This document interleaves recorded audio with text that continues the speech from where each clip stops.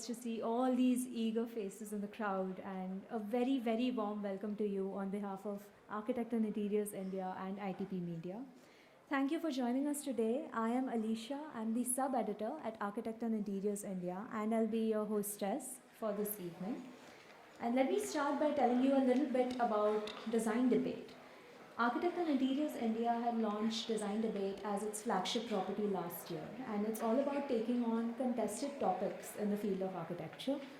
There are new and old faces in the crowd today, and that is because we are actually revisiting Pune. We have conducted this Pune edition last year, and the idea behind Design Debate is to actually visit a new city every month and tackle, and take on all the incredible work that is happening there. And we felt that one edition or even two simply might not be enough to cover the amazing breadth of work and potential that exists in Pune.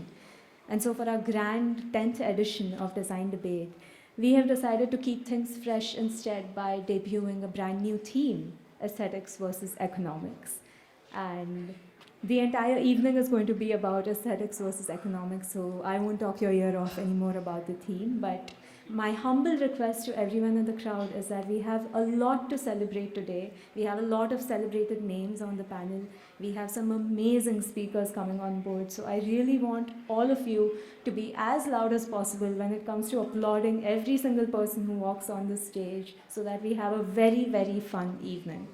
So, welcome to an evening replete with knowledge sharing, and welcome to Signify Presents Architect and Interiors India Design Debate Pune Edition. Please give a huge round of applause.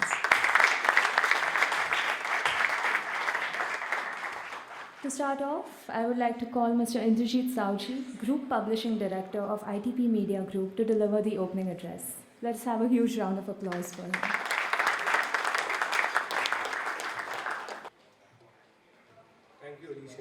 Good evening, ladies and gentlemen. Namaskar, Mandadi. Namaskar. Pune stands out as a vibrant metropolis on the map of India. It displays a baffling mixture of capitalism and culture.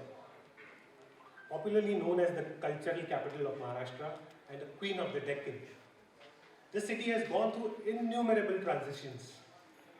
The architectural saga of the city has been shaped by various cultural, social, and political dynamics. There can't be a better place to discuss today's theme, aesthetics versus economics, when it comes to business of architecture. It's my absolute pleasure and honor to welcome you all to this Pune edition of Design Debate. We have completed a full circle.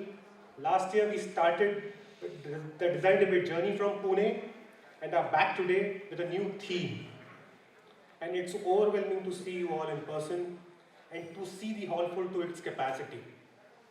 I'm humbled by the warmth and love extended to us. And a big thank you to our curator and friend who readily agreed to have wholeheartedly lend us support despite his impossible schedule to make this event successful. Thank you, Ram, for all the help you have extended. And a huge round of applause for each one of you for being here today and helping us make this event possible. Past couple of years have been really challenging for all of us, especially for the design and construction industry. The pandemic has definitely changed the way we do business. But before that, let me ask, do you really consider architecture as a business? Yes, no?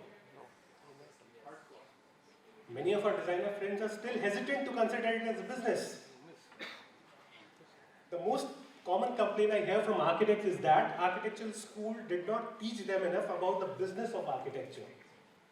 Although students take professional practice courses in architectural schools, but most begin their career knowing very little about business. It's unfortunate, but it's true. As young professionals, you might not think it's important for you to know about business. Besides, you are just a cat jockey or a BIM ninja or a design maverick. But I believe the better you understand the design fees for a project, the better you can manage your time, which in turn will increase the chances of the project being successful and profitable as well. This will definitely improve your chances of promotion and will help you to prepare for your future leadership role. You may broadly classify the business of architecture in two parts: your money or the firm's money you are working for, and the client's money. You must manage both efficiently to run a successful architectural firm. If you falter on one, the other will definitely follow. Today's design debate brings together the subject experts in the field who will touch upon the mentioned points and on the immediate and long-term challenges facing architects. We have very experienced people amongst us, Mr. Christopher, Sandeep ji, and like other speakers on the panel. We'll chat with these leading design experts and learn from their experience and expertise as how we can prepare ourselves better to survive and succeed and make an impact keeping economics in mind and at the same time not compromising on the aesthetics. So let's hear it out from our experts in the field, our esteemed panelists, on which side they are on. A big thank you to all our sponsors for believing in us and helping us to bring this event to this vibrant city to deliberate on these pertinent questions. A big thank you to Signify, our presenting partner, Dorma Kaba, our category partner, our exhibit partners Duro, Bostic, North Ceiling Solutions.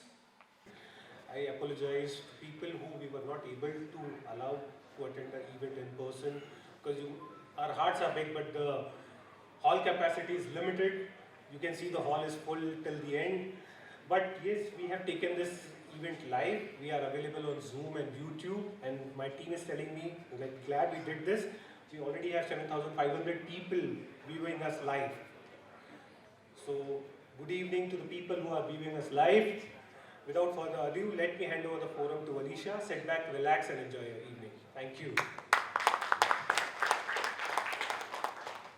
I would next like to call Mr. Soman Bhaumik, Head Specification Sales and Lighting Applications, Signify Innovations India, to deliver the welcome address. Let us have a huge round of applause for him. We welcome you all in this grand evening where we are going to discuss a very interesting topic on design debate.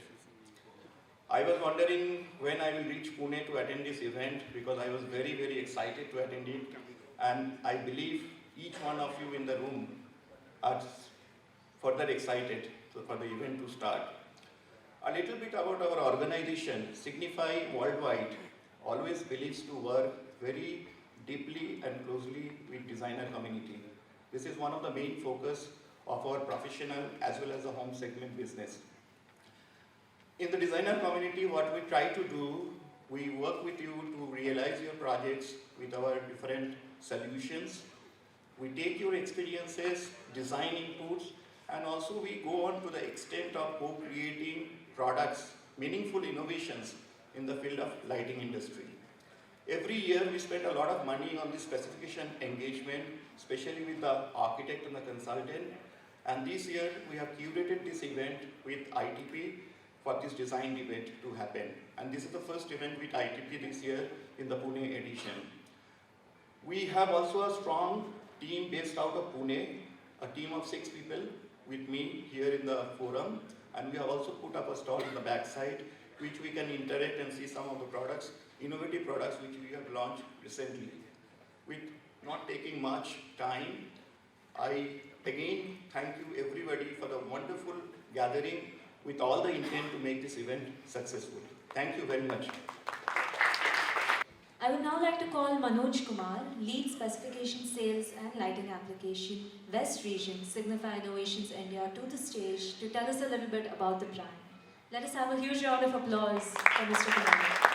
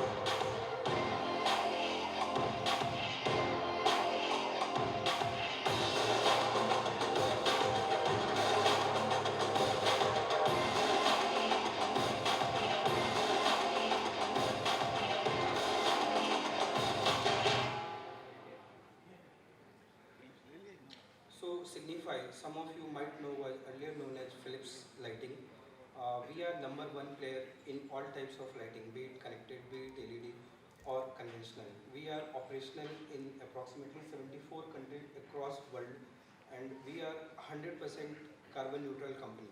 So in year 2020, we have achieved carbon neutrality in all of our operations across world.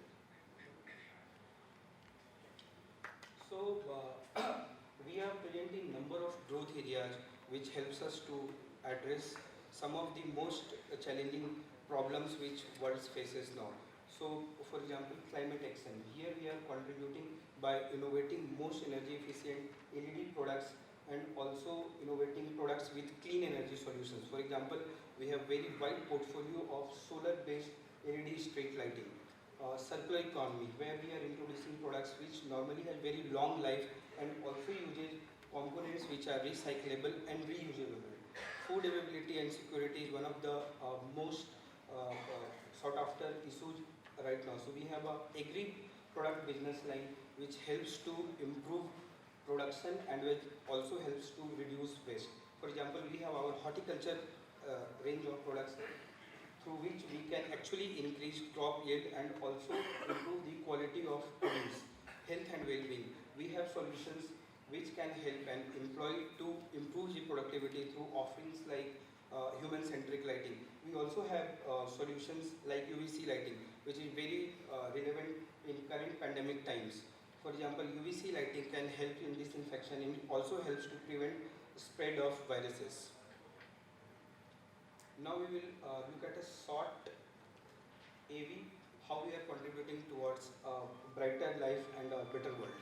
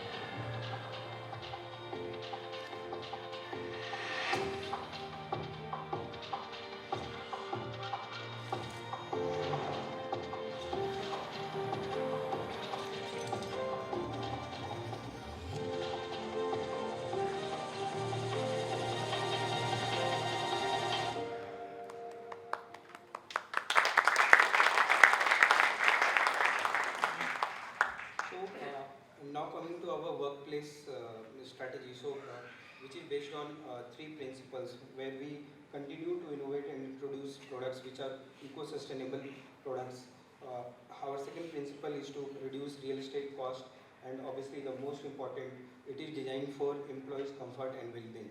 So when you look at expense in a typical office setting, so most of the expense goes towards employees. So it becomes very important for an organization to invest in their employees, so that employees employees are so that employees remains productive throughout the day. So amongst many factors, lighting is one of the key factors which affects the productivity of an employee.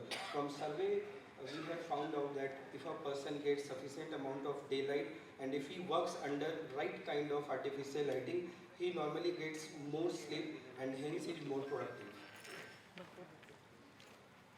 Here we have shown some of the products which can help you to plan lighting for different applications. Some of these products we have also displayed in our booth and request you to have a look on that as well. We also have human-centric lighting in our portfolio, where through these lighting solutions we try to mimic outdoor natural light into indoor office environment. So it has been found out that employees working under human-centric lighting are generally more productive and more healthy. So beyond office lighting, we also have solutions for all kind of applications, be it facade lighting, be it breakout zones, etc. We also have complete solution for in solar lighting. So starting from solar street lighting to solar post stops to solar bollards, etc. So now the last, why to choose Signify? So we have global presence and we are present in India for more than 60 plus years, and we have built right infrastructure in India to address any pre-sales, post-sales activities. For example, we have an integrated lab in India. We also have global innovation centers in India. So we are also one-stop shop for all kind of lighting requirement, be it simple supply of light fixture or be it a very complex IoT-based kind of project. So we can do all for you. Thank you, Mr. Kumar. Moving on to the next segment of the evening, our chief guest is someone who needs absolutely no introduction. The esteemed and the honorable, the powerhouse of an architect, Christopher Benninger, the founder and principal architect of his eponymous firm, CCBA Architects. A name that appears alongside the likes of Geoffrey Bawa, Charles Correa, and B.V. Doshi. He is also one of the recipients of the Great Master Architect Award in India. Christopher is one of India's most decorated architects, and his projects address complex design issues such as context, sustainability, and technology. He has also founded the School of Planning at the prestigious Ahmedabad Sect University. While his oeuvre can hardly be condensed into a few words, I'll try. And some of his award-winning projects include the Samudra Institute of Maritime Studies in Mumbai, Suzlon One Earth World Headquarters in Pune, the National Ceremonial Plaza in Bhutan, and of course his own studio and residence, India House, right here in Pune. Also a celebrated author, he has written a book that is perhaps the only architectural book to ever be translated into Chinese as well. And with that interesting tidbit, and without making you wait much further, I would like to invite Sir Christopher Benninger on stage to please address the eager crowd. Could we have a huge round of applause for him? Well, thank you very much for inviting me here. From Indrajit, I could understand what IPT does. It seems mainly they throw parties and invite people to five-star hotels. No? So I think that's a wonderful thing. Indrajit, I would like to thank you for many times we've been your guests. Now, Anisha told me that I should talk for 2 hours now, but I thought I should cut it down a little bit because other people want to speak. See, this whole issue of, I would call it business versus aesthetics. Now, in my opinion, I've lived through 4 avatars in India. When I was a kid, it was the post-colonial period. And I was a dreamer. Most of us were only dreamers. There was very little construction going on, say from 1947 to 67. But then in 1967 to 87, India entered what would be called the socialist period. At that time, mainly institutions like the IIMs, like IITs, some of the big hydro projects, etc., were being built. And then we moved into the global period, 1987 through 2007, and then we moved into a kind of capitalist period from 2007 to 2027. And I think these are very important because when in the socialist period, you could play an artist, no? Who is designing an institute or some sort of fancy library, because they were public buildings mainly, and there were very few architects. I think when I came to India, there were only 9 schools of architecture. Today, nobody knows how many schools there are, but we know it's more than 400, no? So things have changed dramatically. There's much more competition now, and now we have much larger offices. No? When I started our practice with Mr. Ramprasad, I'm happy to see him here because I never could meet him unless I come to this conference. No? He's my managing director. So, see, when I started, basically at first I practiced out of my house, and then we rented an apartment. That was in the socialist period. I worked out of my house. And then when we became in the global period, we rented an apartment. That's when Ramprasad came, and he wanted to boost up the practice from my house to an office, so we rented an apartment. And then when we got into the globalization, we built India House now. But now we have to face the capitalist period that we're in today, and in order to compete, we can't forget business now. So my personal avatar changed from artist. I wanted to be Frank Lloyd Wright. I wanted to be Le Corbusier. And then we got into the global period. I wanted to be piano, etc., the big offices. So today we do have projects in Africa. My partner from Mauritius is sitting here, and we have projects in China. We've done work in Bhutan and Sri Lanka like that. So we have become a kind of global office now, and our thinking has to be different. You can't run a large office without making money. You can't have aesthetics and design without paying people who work for you. And one of the problems of our field is our clients want to underpay, and it means we wind up underpaying our staff. So in the name of aesthetics, we should not underpay our staff by not being business people. So one of the big pushes in my office now is growth and profits and paying people better and having a bigger spread. So I think today's meeting is really important, and I think it's something we all have to think about. Because when we go business, we don't want to forget aesthetics, but if we go aesthetics, we may collapse as bankrupt people. So thank you very much for inviting me here. I did cut my talk very short, because the 2 hours I thought would be a bit long. So thank you very much. Okay, this is a beautiful picture of a very handsome man. His name is Christopher Benninger, and I'll keep it forever. So, anything else? The crowd members? Moving on to the next felicitation of the evening is our esteemed guest of honor, architect Chandrasekhar Kanetkar, principal architect at his eponymous firm, Chandrasekhar Design Inc. CDI. Let's have a round of applause for Mr. Kanetkar as well. Having worked with Charles Correa before, architect Kanetkar notably did not ape the master architects, but developed a distinct design style of his own. With more than 5 decades of an astoundingly successful practice, his body of work spans across multiple typologies and scales. He's also actively involved in architectural events and panels, and he has been recognized time and again for his contributions to the field. So without further ado, please give architect Kanetkar a huge round of applause. I might take 2 hours, because you are giving me a good hint. Ram also told me actually you are given 10 minutes only. So what I did is I penned down 5 pages, 2 minutes per page. Is that okay? So you'll have to bear with me. So good evening everyone.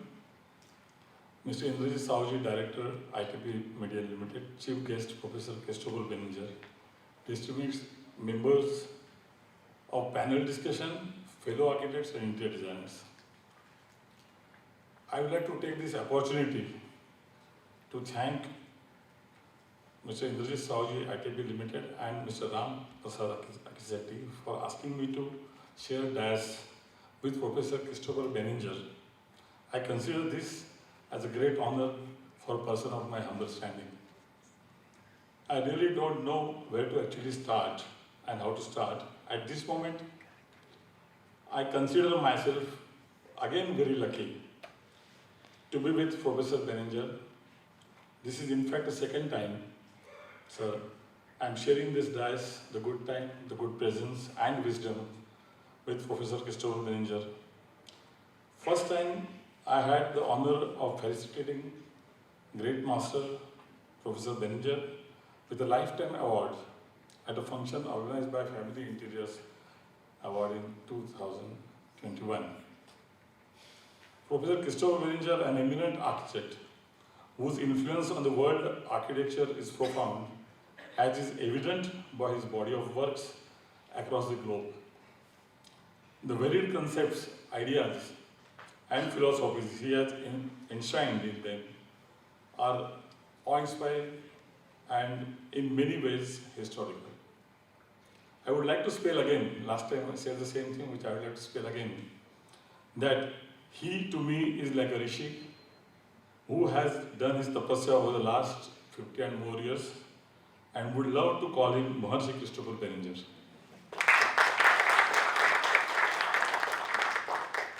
Today, on this August occasion, I would restrain myself talking about my works and my projects and so-called achievements and failures. Instead, I would like to explain about my upbringing in architecture and influences which shaped my career. 2 minutes over. I was born in the early days of independence in the vibrant city of Baroda. The verdant surroundings were very rural than urban, but resplendent with natural beauty and majestic architectural environment in its pristine state of Maharaja Sayajirau's legacy. In those early days, I enjoyed both the natural beauty and the magnificent classical architectural styles of different eras, patronized by dynasty that ruled Baroda with undeniable Indian and British influence in its colonial ways. In the later adolescent age, I entered the portals of the great MS University of Baroda and was awed by its institutional buildings, following the classical Indian ethnic styles with an amalgam of British colonial architecture, and that was a major influence factor at that time. When I joined architecture, I came across the word aesthetics, which is today's topic, aesthetics, the spelling of which was unknown to me. Leave aside the meaning of defining of it.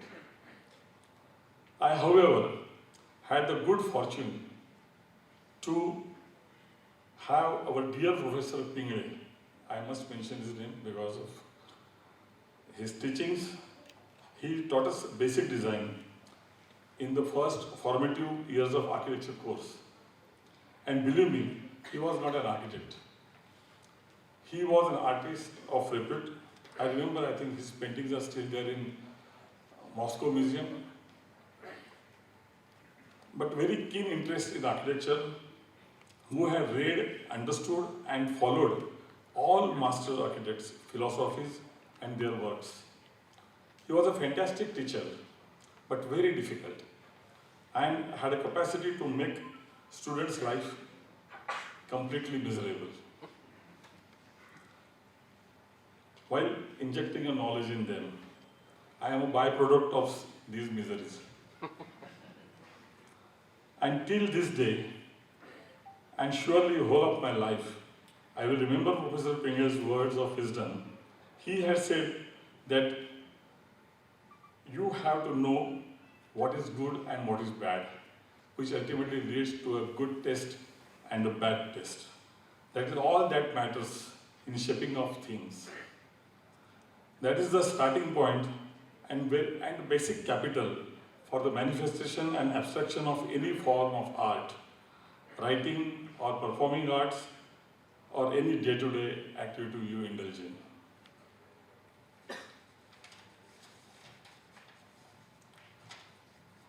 When on his insistence, I remember my first year of architecture, it was rather 1965. On his insistence, I showed my school drawings portfolio. His instant reaction was very furious and instantly rejected all my drawings and showed the way to dustbin. Humiliated me for the kind of drawings which all these years my family, neighbors and friends were proud of.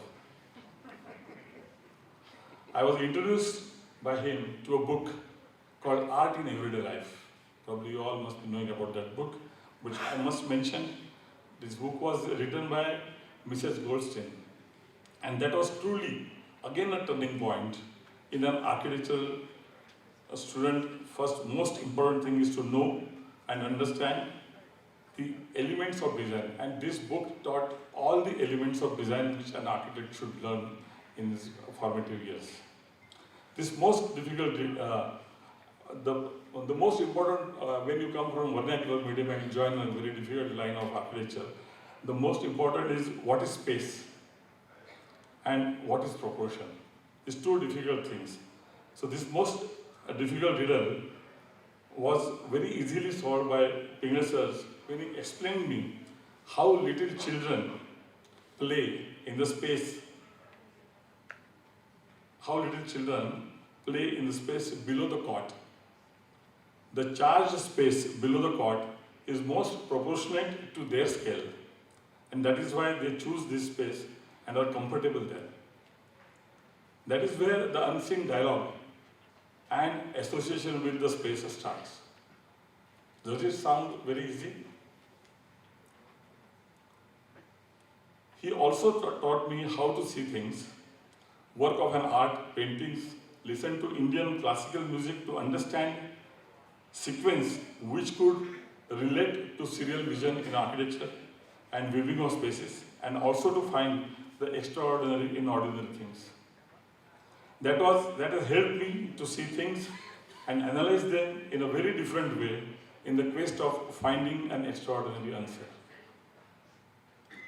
My visit as a student to Gandhi Ashram, designed by Charles Correa, and Mill Owners Association building designed by famous Le Corbusier, I could recollect my first lesson of space and proportions and relate myself to the mesmerizing effect of the surrounding space, which till today is my energy and driving force.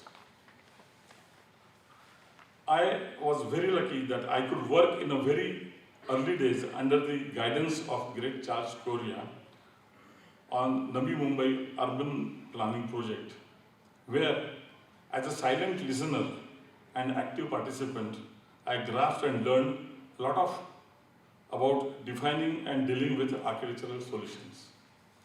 Today's topic of debate, aesthetics versus economics, I wouldn't like to touch this subject in detail. I'm sure our learned panelists will elaborate upon all the facets of this subject, and we all are looking forward to that. But there today, I would like to brush upon the topic in a wider sense. Le Corbusier said, architecture is the learned game, correct and magnificent of forms, assembled in the light. A renowned French philosopher that he was, stated the urban environment is a result of current economic circumstances. A space does not simply exist. The space is subject to constant redefinition caused by continuous market conditions.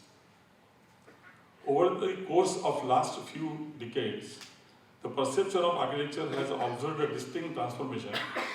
Architecture is not only the reflection of the creative process of designing a building, but it has become a functional tool for understanding and enhancing the economic potential of the space. Trying to keep up with the ever-growing population in the fast-paced world of architecture has turned into something much more than just a practice of aesthetically driven functional forms and building engineering. To me, well-designed form of construction affects the economic potential of the land directly or indirectly, and creative architectural solution with high aesthetic values is an important driver of economic growth. Being an integral part of the economic development of an area, architecture can be an important instrument for facilitating the economic growth and prosperity of a region.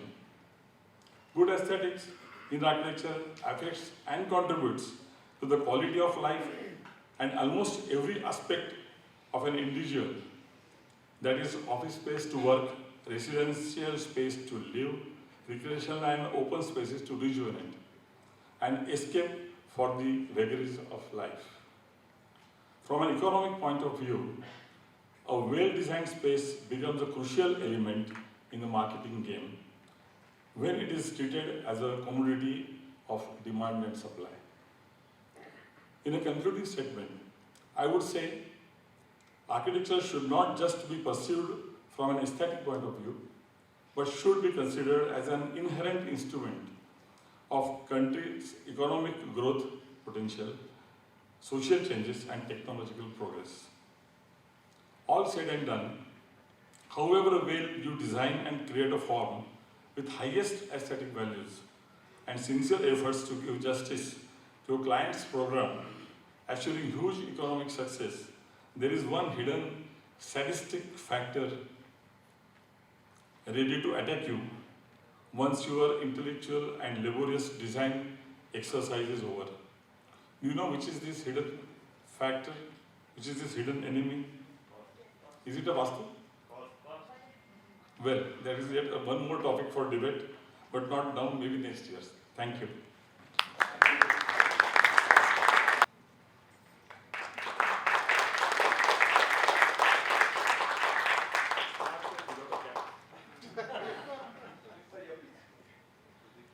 Let us now have a look at what the brand Dormakaba is all about, and for that I would like to call Mr. Sudhir Gurao, Manager Architectural Specifications Dormakaba, on stage. Let us have a round of applause.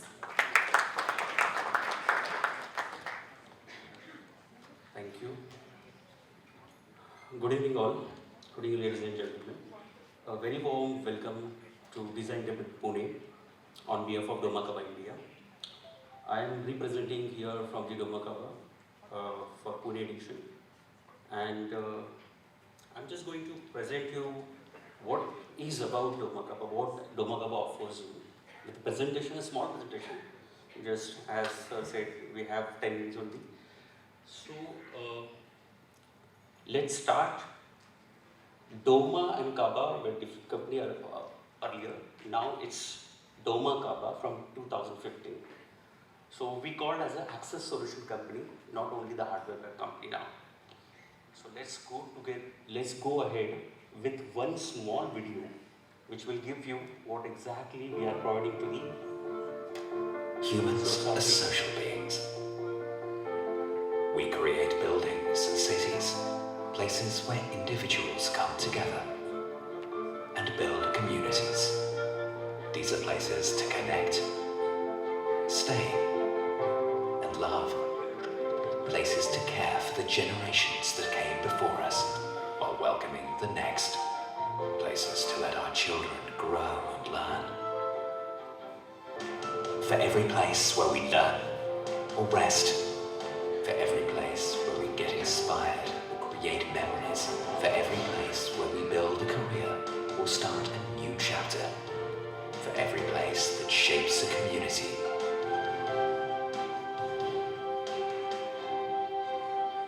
For every place that matters. So that is for every place that matters with Dormakaba. So these are basically product solutions which Dormakaba is offering, starting from access solution, mechanical key systems, door hardwares, anything about the glass which the hardwares are required. It's called interior glass systems. We have entrance systems wherein everything comes with the entrance systems. I'm not here to present the product solution or product models, but I'm just giving the concepts, what solutions we are offering here. We have separate logic systems, safe locks, electronic access and data, a simpler version which we call access solutions, and services, a different vertical, not only to provide the products, but what happens after execution of the products at the site. So that is from the services to upgrade and of course to maintain the products which is installed up to the product life cycle. Yes, we have mobile walls, which is in your terms which is called acoustic sliding folding partition systems. and we have a key systems. In key system, there's a huge portfolio. Uh, we can let you know, once all the products are displayed at the corner, you can, after some, maybe another half an hour, you can just come and visit our stall also. So I'm here to present you barrier-free solutions. So this is a new concept, you can say, which is coming into the picture now. So please, this is a duty upon us, okay, that anybody who is entering to the door and he's actually closing or opening the door, the accessing of the door should be barrier-free. So that is what I'm just giving you the general meaning. So let's, this is again a small video, but I would like to go through this video so that you'll understand what is a barrier-free, and then we can talk about what barrier-free solutions we have. A barrier-free world for everyone. Coping with everyday life isn't always easy, especially if barriers are placed in our way. And we mean that literally. Many people experience that almost on a daily basis. For children, seniors, or people with physical limitations, doors are often the enemy. Getting through them often requires a lot of time, energy, and effort. Barrier-free design is essential for a person's independence and freedom, and now also legally required. With our products and solutions, we want to create an environment that is friendly, livable, and accessible for everyone. Whether in public buildings or a hospital,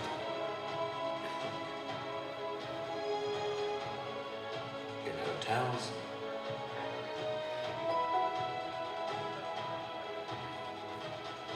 in offices,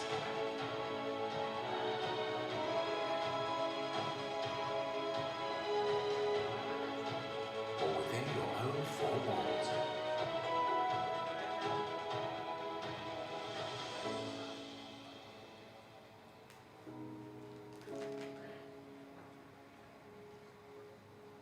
A barrier-free world for everyone.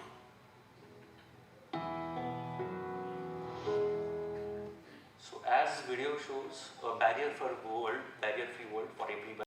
So we have actually the products and the solutions in line with barrier-free, which starts with the door closers, and then there are swing door closers as well as automatic operators, sliding door operators and all. So now the new thing is the codes defining these requirements, which is coming into the picture, and the main part is like easy to open or easy to close. So the codes which are defining with the Disability Act, which is the 2016, NBC 2016 updated version, and BS 8300, as well as the documents. This is standards, covers doors and glazing, which you can see here. Again, I'm showing this. So which will come in the barrier-free. And of course, a National Building Code of India that is also speaks about this. So you can see this. So I'm just showing you some of the images, what is actually there and what we are providing. So this is all about barrier-free world for the doors and the access and the entries of the doors. It should be ensured that a door opening force should be equal to or more than 20 newtons. So which we have a cam action door technology and all of this. So the video which we have seen barrier-free world. So we have shown this automatic door, which is a sliding door, opens on the radar and sensor for opening and closing. So it's a barrier-free. There is no Newton force is required by any person. So you can imagine within a day how many doors you are opening and how many doors you are closing. So same thing with the swing door also, which we have. Yes, the new introduction. You call turnstile, we call flat barriers, swing barriers, sensor barriers. So this is also introduced by us, and of course it's barrier-free. Control, convenience and safety comes together. So what is meant by barrier-free in a general term? A small kid also can easily, he should open the door without very less Newton force, which is called 22 Newton force. So that is about the barrier-free, which I spoke about, which is coming into the picture through National Building Code 2016 updated version. In fact, there is an updated version of 2021 also, which you can see Disability Act. You can see barrier-free there, and we have the product solutions. You can always reach us to have the product solutions and the system which you can offer. The demountable partition system, which is introduced by Domakaba, and this acoustic glass partition system, and this is called Altera. We have Altera Lite versions here. These are the features. I'm not going into the detail right now. I'm just showing you what exactly we have. So these are the certifications which you have, and fortunately this certification is done in Pune from the AI labs. So we have stability certificates, we have acoustic certificates. Of course, you have HPD and EPD also. So any lead building or lead rated building, you can actually use the glass partition system. Do appreciate this. I'm just showing some of the images which is from the Pune only, Pune projects. We have mechanical key systems. So a general thing what I can ask or what I can discuss with you is that the key which you have right now, if it is getting duplicated in local market, so then what is the safety? So what Domakaba is offering you, these cylinders are patented ones. So these keys which we chose here now, these keys cannot be duplicated in the local market, though it is a CNC machine or what. So that is the security which is being delivered by the Domakaba. And these are patented system with the Domakaba right now. We have more than 2,000 patented products all across the world. And not only this, now coming back to the master keying system, everybody knows the master keying system. So we can provide the master keying system to all the doors, not only the doors, but for the rolling shutters also, for the cabinet locks also, and for the other doors also. So that is about mechanical key system, which is a security, control and convenience. Please reach out to us for more detail, because within 10 minutes we can't give you more detailing here as a technical detailing. But yes, I'm just showing you what product portfolio we have or solutions we have. This is another one thing, electronic access and data system. Because of the AI, artificial intelligence in our lifestyle now, so starting from the morning up to the evening or up to the night, we are using all the products, all are smart products which we are called about. So these are all smart solutions, access solutions. You can think of the lock body with a lever handle with inbuilt card reader. We have a digital cylinder. A normal cylinder can get replaced by the digital cylinder, and within 5 minutes your existing door will get converted into the access control door. And yes, the media is you can use card, RFID cards, you can use fobs, or you can use mobile. The new trend is mobile. Anybody can forget anything, but nobody will forget his mobile. That is a smart device. Today's world, we are following the smart device mobile, and mobile, you can use it for the access solutions that has been shown here. The products are displayed at the corner. You can just come and see the physical products also. So these are the platforms, how to run that products. So we have a platform which is called the applications, or in an easy term we can say softwares, access control softwares. From meaning residential enterprises up to the any corporate or industrial, you have the platforms, entry level, medium and professional levels platforms, along with the product lines which I have shown you. This is how these are the platform: Exhaust, ASM, Evono, Exivo, Eurosmart, Matrix 1, Matrix, and these are the products being used along with this media, and you can have the correct planning for the access control doors in your any project, starting from the residence up to the any corporate levels, even for the public, you can say airports or any infrastructure projects also. And this is again a touch-free access solutions. So everybody has, including me, everybody has gone through the corona pandemic situations, and you know that touching was something like, we were, thinking of how to touch, what to touch. So touch-free access solution has introduced after the corona, and this is one of the part of this. So the new venture digital door locks. Domakaba introduced digital door lock systems also for all the residential projects. So that is what we have application, we have written residential.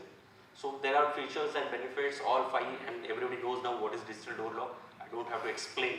So all the 5 features are inbuilt here in the digital door locks, and of course so many features and benefits which we have as a solution which can give you. And of course one key, one home, that is also there. A new system called Cranch. So this handle only has got the mortised lock and the reader and password and everything. So you don't have to go with any other mortise in the door systems. So this is another one new product which is introduced. And that's it right now from us. Of course, we have so many product range, but I'm just showing you what is new from the Domakaba. And of course, you can reach out to us. This is me, Sudhir Gurav. And thank you very much for listening me quietly and giving the attentions. Thank you very much. Enjoy the evening. Thank you. And now I would like to call on stage the mastermind behind today's evening. And we could say that today might not have happened had he not decided to pitch in and help us out. And this is Mr. Ram Prasad Akiseti. Let us have a huge round of applause.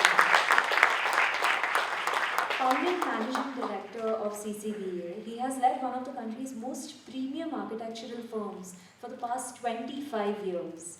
With a varied academic background, including medicine, psychology, and anthropology, he has published many books on the same. He has written extensively about architecture, psychology, and other topics, and all of these has lent immense gravitas to his multifaceted personality. Not only has he proven to be an invaluable resource when it came to understanding the nuances of the design fraternity in Pune, he almost single-handedly brought the design debate Pune edition to life this time as our curator, and he will also be paving the path as the moderator for the Doyens panel today. Good evening, ladies and gentlemen. I'm honored to be in front of you today presenting this. I'm made to believe that I'm the curator. In fact, it was hardly an effort that I took to put this panel together. If I can remember, I think the whole panel of 10 people, I could spend not more than an hour. It's just like I just rang, and to my great surprise, they all agreed, and it was very easy. So I don't think that there was any real curation happened. I think friends came together. They all wanted to share something which we all believe in. I think we'll listen to them. All of us are concerned about what is the balance that we strike between aesthetics and economics. Very nice topic, in fact. I must congratulate Architect and Interiors India for coming out with this topic. Now, the couple of clarifications. I do spend a lot of time with Christopher. He was trying to search me over here. I don't think that's true. I think what I really liked today, to my great surprise, is that we could almost start the evening on time. I've gone to events, especially in the metro cities, where nothing starts before 8 p.m. So I think we need a good applause for all of us for being on time. And it's a house full. In fact, I was telling Indrajit that, hey, you will definitely get much more audience over here because Pune is a very enthusiastic crowd and city. We believe in actually debating and discussing ideas. We very proudly believe that we not only seed, but we also germinate many ideas for the nation. So in that way, I think, I feel that we are all ready. We will start with the panel discussions. In fact, I would like to invite Mahesh. Are you going to introduce Mahesh to, is there a, my felicitation, come on, we can do it later on. I think we can do it when I actually am on the stage. Should we start with the panel discussion since we have already lost quite a bit of time? Can I ask the help to kind of put the chairs, and Mahesh, stage is all yours. An introduction to our moderator for the Next Gen panel, moderated by architect Mahesh Bangar, Associate Professor at BNCA Pune and Chairman at AESA. This session is sure to captivate. Holding a Master's in Project Management from Manchester, a Certificate Diploma in Indian Arts and Architecture, and a Master's in Environmental Planning from Savitribai Phule Pune University, he is an academician through and through. Multifaceted and holding more positions than can be listed here right now. I cannot think of a better name to lead the Next Gen panel than Mahesh. Please give it up. Hi everyone, good evening. Thank you, Alicia. It's a pleasure looking at a full house here. And most importantly, until they arrange the stage, I'll do all the thank yous and welcomes right away so that we don't waste time later on. So hello everyone, I'm happy to take the stage here at this evening as we start the most awaited segments of the evening. We have two very interestingly curated panel discussions, one for the next gen and the Dians as well. Though we were debating amongst ourselves who's really the next gen or who's supposed to be on the other side, or is the age the factor, is the experience the factor, or is the outlook the factor. But this evening the debate remains between aesthetics and economics. I, Mahesh Bangar, welcome all of you on behalf of the organizers and would like to take this opportunity to thank the team of Architect and Interiors India and especially Mr. Ram Prasad, the curator of this debate even today, to have considered me worthy of this role of being a moderator for panel discussion. Before we begin, let's have a round of applause for the organizers here for setting up this wonderful show. The topic today, though, looks very specific at one aspect of the construction industry, which yesterday Mr. Ram Prasad was addressing a crowd in ASTEC event, another event in the city. He said, we're looking at a construction industry which is occupying almost 50% of the economics of the country in one way or the other. And then when we are looking at 50% of the economics being governed by industry like construction industry, obviously a debate is going to be in place. Of course, there's a direct impact on design. And before I introduce myself or as the moderator, I would like to start this panel discussion with a round of introductions for my fellow panelists here. And as I introduce them, I'll request them to take stage accordingly in that order. It will be we'll be happy to have you here immediately once you are introduced.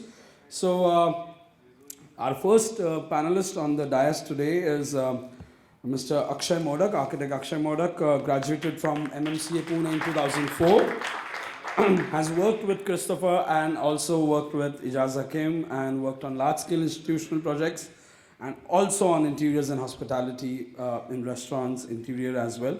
He has currently been working in India, UAE and East Africa, currently looks at modular constructions, light steel gauge construction as well.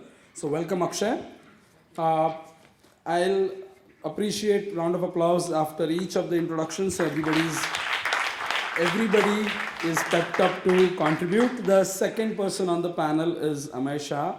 Amay is pursued his bachelor's from Pune. Fresh perspective to looking at providing design services and making them accessible to and affordable to masses through innovation and technology. Amay has been working with his father who runs a company called as Delta Architects. Delta is founded by Mr. Rajiv Shah and Amay joined it 8 years ago. He loves traveling and photography and looks at architecture at the grassroots level. He's pursued his master's from Glasgow School of Art. Welcome Amay. The third person on the panel, I'm going to have both the ladies in the center of the discussion. So, Gargi Kulkarni Ferwani, I'll welcome Gargi here, co-founder and principal architect at Studio GSP, a fanatic traveler, movie buff, and an art lover who has worked with top production houses in Mumbai, like the likes of Yash Raj Films, Dhamma Production, Phantom Films, etc. And it has molded a perspective towards not just look at design as one product, but look at the visual and emotional narratives of it as well. She believes with her partner at the studio, she believes that creating architecture that is more of timelessness and retains a character of its own and induce character, happiness and peace in the lives of its users. Welcome Gargi.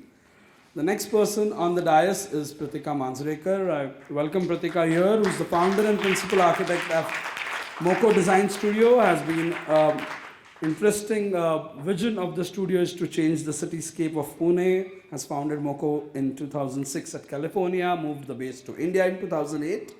For the last 15 years has been working over design spaces of over 15 million square feet, and her work stands for design and technical excellence. She believes that architecture has the power to solve problems.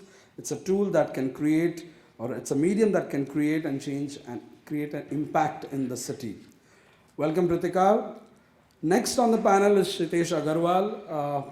Architect Shitesh Agarwal has a 22 years old practice, has been working in the likes of multi-family dwellings, townships to urban planning, corporate commercial architecture, metro stations, and also public domain projects.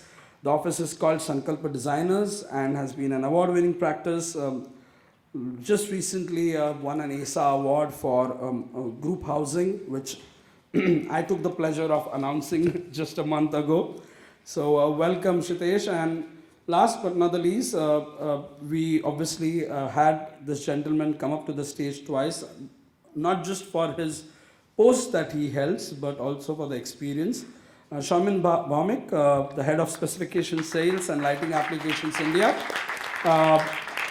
With a bachelor's in electrical engineering and specialization in lighting, has been working with Signify Philips Lighting for 24 years. And he's worked right from large outdoor projects of street lighting to sports lighting as well. He's a member of the Indian Society of Lighting Engineers and a member of the Technical Committee of the Indian National Lighting Code, and also the committee member of ELCOMA and BIS. Welcome all the panelists here. Round of applause, guys, for all of them. All right. I initially, when we were curating how we are going to go about this panel discussion, I thought I'll play a devil's advocate and I'll take one side. I'll be at the aesthetic side and ask them to talk about the economics. But then my lesser experience about doing this didn't prevail, and more experience, Ram Prasad told me that look at it, don't take any sides. यहाँ पे झगड़ा नहीं चाहिए stage पे. So we will keep it simple. But the aesthetic value versus utility value versus the economic value has been an ongoing debate, and for a long time now, and I'm not sure if we are going to be putting an end to the debate today. But we'll try and generate a dialogue with perspectives of different backgrounds that each one of them hold. And maybe not take a side, but try and add some value in terms of perspective and look at projects. So let us start this evening by shooting out a common question to all of you, and I would appreciate we take answers in the same sequence as you are sitting here. All of you have established practices relatively young, I would say. When you came into the profession, I'm sure you had a thought of course, everybody has a thought of changing the world and making a mark. And then there comes the aspects of, okay, fees, then money, and then thereby the economics of things. And then suddenly the client chooses to not pay you also. So then economics go dwindled. How did you balance this during your beginning years of practice? That is my A part of the question. Secondly, there has been a shift in paying attention to either the aesthetics or to the economics, given that we all run offices, we all have practices, and we have to give salaries. I remember just a while ago, Christopher mentioned that aesthetics is one part, but paying equally to our people also is so very important. So in this competitive world of running a business, where 500 odd schools, he mentioned that as well, are graduating more and more architects and adding to the industry and the field. What is your individual take? How do you pay attention to balancing the aesthetics, the economics of your own office running practice, the economics of the projects, and still trying to make a living out of it? So both parts of my question. How was it at the beginning of the practice, and now how do you do it? So Akshay, yeah? Thank you, Mahesh. I would like to start the evening by saying a big round thanks to Ram for inviting me over. This particular debate is, I think, very important right now. And as my introduction to architecture started very much from Christopher's office, I think my initial education was very clear. From the professor, there was a very clear understanding that, you know, if it looks good, whatever you draw, whatever the aesthetics, if it is on point, then it's worth buildable. If it's not looking good, then please don't go ahead and build it. Now, having said that, of course, economics also plays a lot of, it's a very important part of the business side of things. So as I started my practice, we were lucky that we got to do a few very large projects right at the beginning. And what that set was a tone of clients who would recognized us for the kind of work that we were doing. And at the same time, they understood the importance of having set a budget.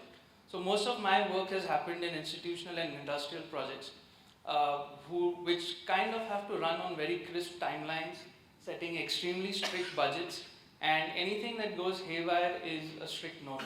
So we understood that right at the beginning. When it came to kind of expanding the practice over the last few years, we've moved to several countries. We've done projects in Rwanda, we've done projects in Ethiopia. As you go abroad, I think the distinction of or the importance of economics becomes even stronger. We do realize that, we always say that India is a very cost-sensitive place, but trust me, when you go to a place like Africa, the importance of economics becomes even more stringent.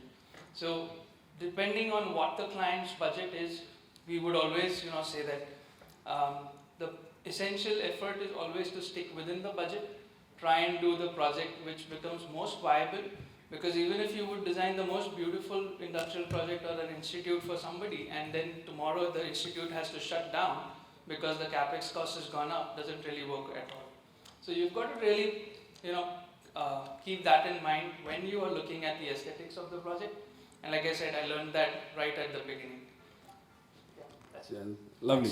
I'm sure you had a very strong base building your philosophy on it through that. Absolutely. Yes, Amay, can we have your take on that? I would like to start by saying that when I joined Delta, my father's practice, which was already like a 28-year-old institution back then, it took me a while to kind of maneuver my way, understand the way of an already well-established practice. And in between all of this, I think it was very important for me to take it easy, take one project at a time, and slowly create an impact in even a small way to begin with. I think that has slowly transitioned into me feeling a little more confident about my individual way of working and creating that impact. And that's slightly now kind of aiding into, you then, I mean, it can't be all aesthetics in the beginning, right? You start by doing small things and then eventually try and make an impact, and then that transition has to be fairly slow. Yeah, because in your bio you mentioned that you were looking at creating affordable solutions through innovations and technology. Yeah. That's why this question pertains to you more, so would like to hear on that. So me and my wife, we have recently founded a company called Visava Labs. What we are doing through that is we are doing an impact-driven project that kind of combines architecture and technology together. And through this sort of a tech ecosystem, we are trying to reach out to the rural population of India, where we as a fraternity probably have a very less presence. And we're trying to bridge that gap that way. So like you said, aesthetic could not take the center stage every time when you are beginning the years. But all right, so I have my third question actually on the list. Actually, will add another perspective and would like to hear from you. Yes, Gagi, how has it been? Because you've been exposed to Bollywood industry as well through these showbiz. Yeah. So we want to hear your perspective on the question. Yes. Yeah, sure. Thank you so much, sir, for having me here. As a young professional, I was working on sets of ads and movies. And trust me, even they have budget constraints. So, so my boss had hired me because I was an architect. I could explain the drawing, I could do the drawing, and I could read the drawing. So I started doing some good amount of drawings for good product design.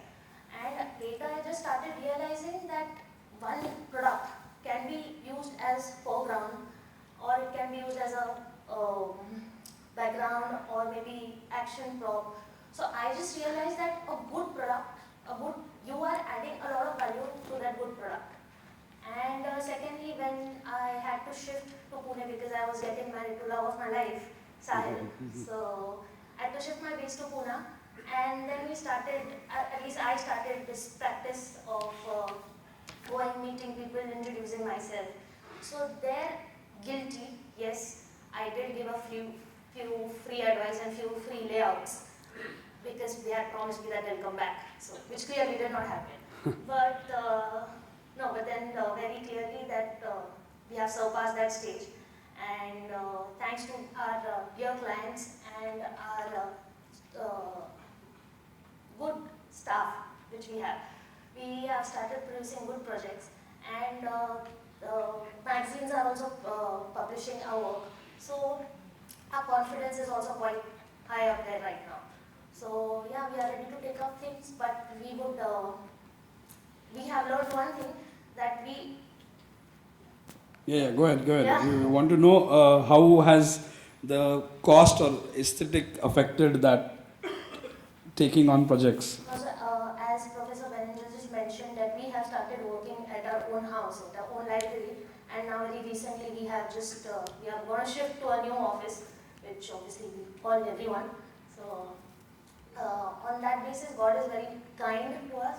We are stable enough, we could pay our people, and right now we can at least draw one person's salary, which is either Sahil or either me, it is one chance by chance. Yeah. So, yeah, and we always, we have learned that we have to under-promise and over-deliver, always. Yeah. Very important. Yeah. Right. Pritika? So Mahesh, on the onset I would like to say that I wear two hats, one of an entrepreneur and one of a designer.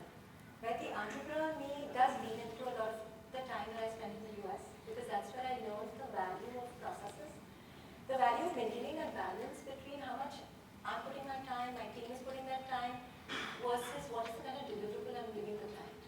Right, so right at the onset we get a project, I divide that into deliverables, which is given annual targets, quarterly targets, weekly targets. We have a system that then converts that into literally daily to-do lists for the team members. We use our rituals that are very dear to us, whether it's the morning 9 AM calls or the weekly review meetings, to stay on top of these targets. Yeah, I think it's inaudible at the end. That's why they got you handled. Yeah. Is this better? Yeah, maybe you're able to hear at the back. All right, lovely. Yes. No, it's on. I suppose just you please. So, like I was saying, we lean into our rituals to stay on top of these targets that we've set for ourselves. I like to call this method that has taken us years of trial and error as the MOCO method. And once that method was set, we became that kind of a process-driven organization. The shift happened.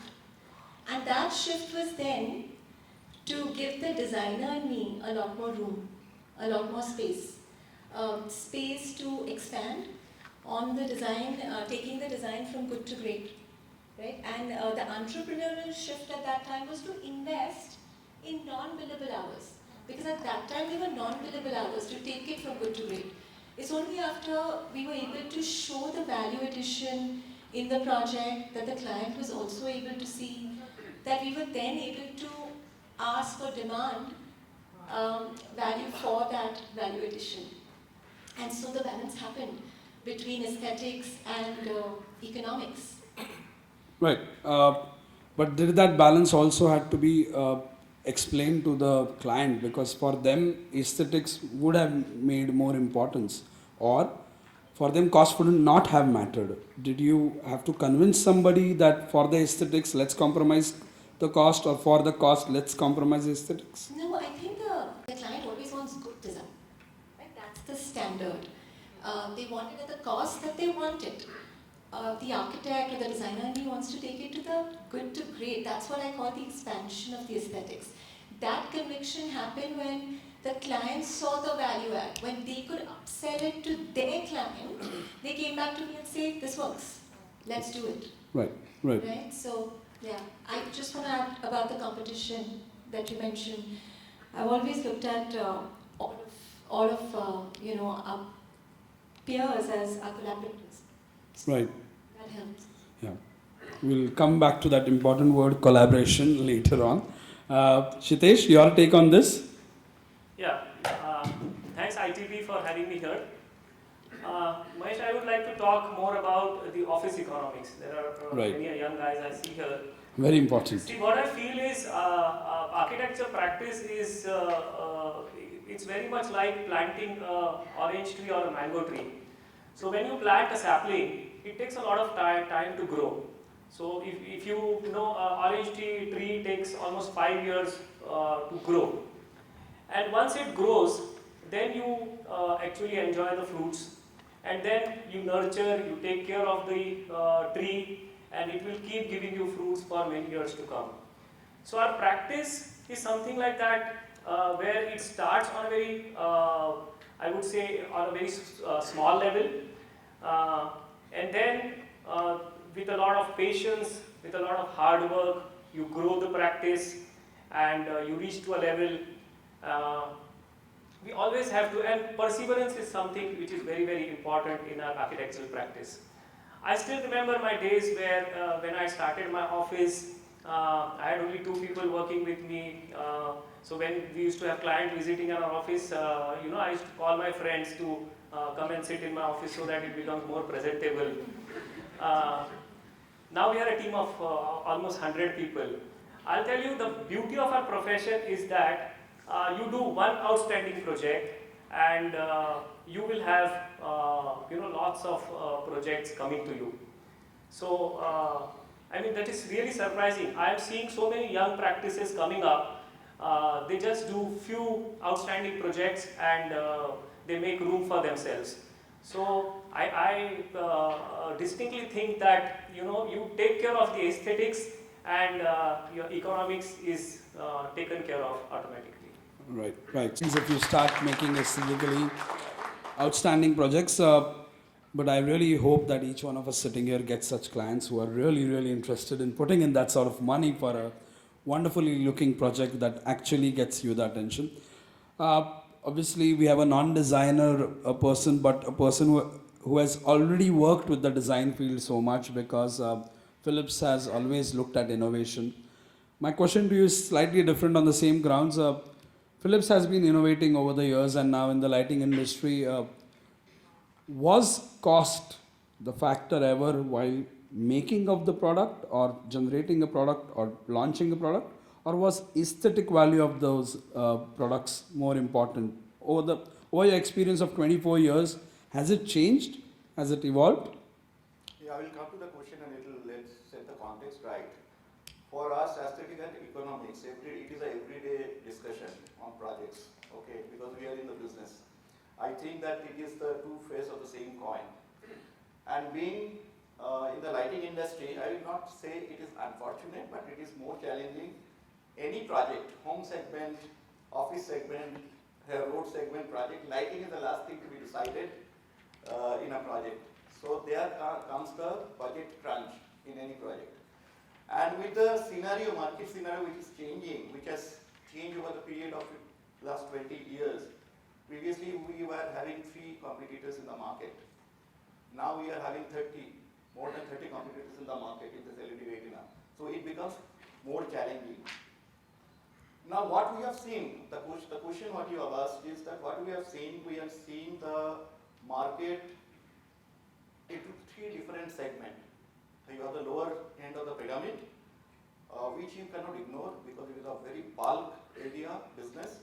And then the middle segment, what we call the core segment in our terminology, that also contributes to a big value of business. And then the premium segment, where we definitely focus on aesthetics in product development, and we spend a lot of money on innovations. If you see the market trend presently in India, if I see, a lot of importance has been given on aesthetics in 3 different categories. One is office interiors, where a lot of multinational people are talking about health and well-being in the office space, sustainability, where there is a scope of upselling. Retail, obviously retail was a little down during the pandemics, but it started picking up again. And then there is the hospitality segment. Hospitality, to be very honest, we as an organization was not that much strong in terms of a product portfolio, but we are developing also a lot of products, aesthetically designed products for them, because there is a pull in the market or pull from the architect or the client side to spend on that three segments. But when it comes to the other common segment, like when you go to the industry or government infrastructure, it is purely on economics. Here they do not decide only on economics or the capital expenditure, but they also look at the economics of the OPEX, what I mean to say, the operational cost. So that becomes a win-win situation at the end of, because a lot of the contracts nowadays are going for a period of 5 years, 7 years down the line. So the total cost of ownership has become a more important value than the initial cost. So I understand. That is how we are shaping up our organization towards it. So the products have been accordingly Yes. made. Lovely. Thank you.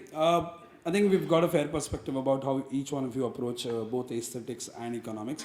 So my next question is going to be a little more prevalent to the next gen title.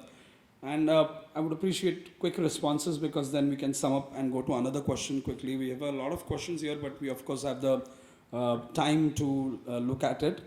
With the advent of this BIM and the AI, because I'm sure all of your offices have approached these apps and these softwares, both of them have the ability to take over the role of the architects more or less. What role do you really think architects will play in defining the aesthetics and economics of the projects? Maybe 5 years from now, how do you look at it with the advent of BIM and AI? What role as a designer do you think we will play in terms of aesthetics and economics? What is your take, Akshay? So, when it comes to BIM and AI, right, I think one of the biggest challenges that most architects, face today is not really AI at this point of time. It's actually something called Pinterest. A huge number of clients will come back to you saying, "Oh, I saw this on Pinterest, and I really would like, something like this to be built on blah blah blah, my plot, or whether it's an interior project or something."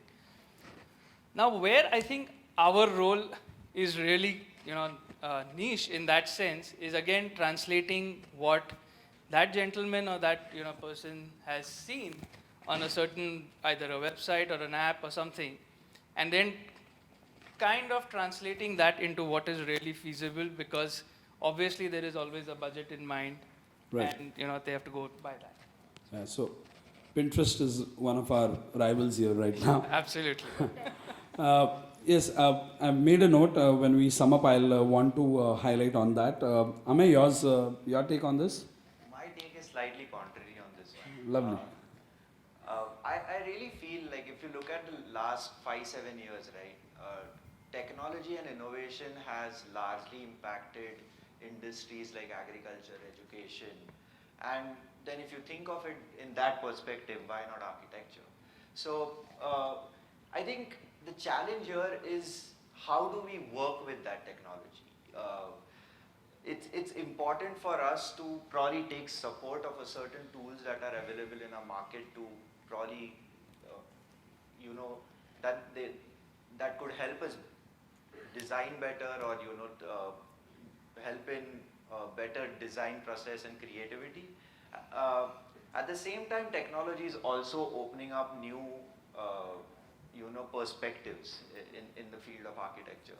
If you look at some recent practices in the Western countries and also in India,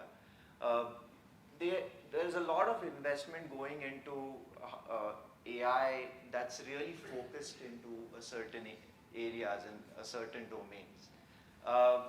So yeah, as a young practitioner, I'm quite excited to kind of work with technology and just take a slight help of it in the near future, yes.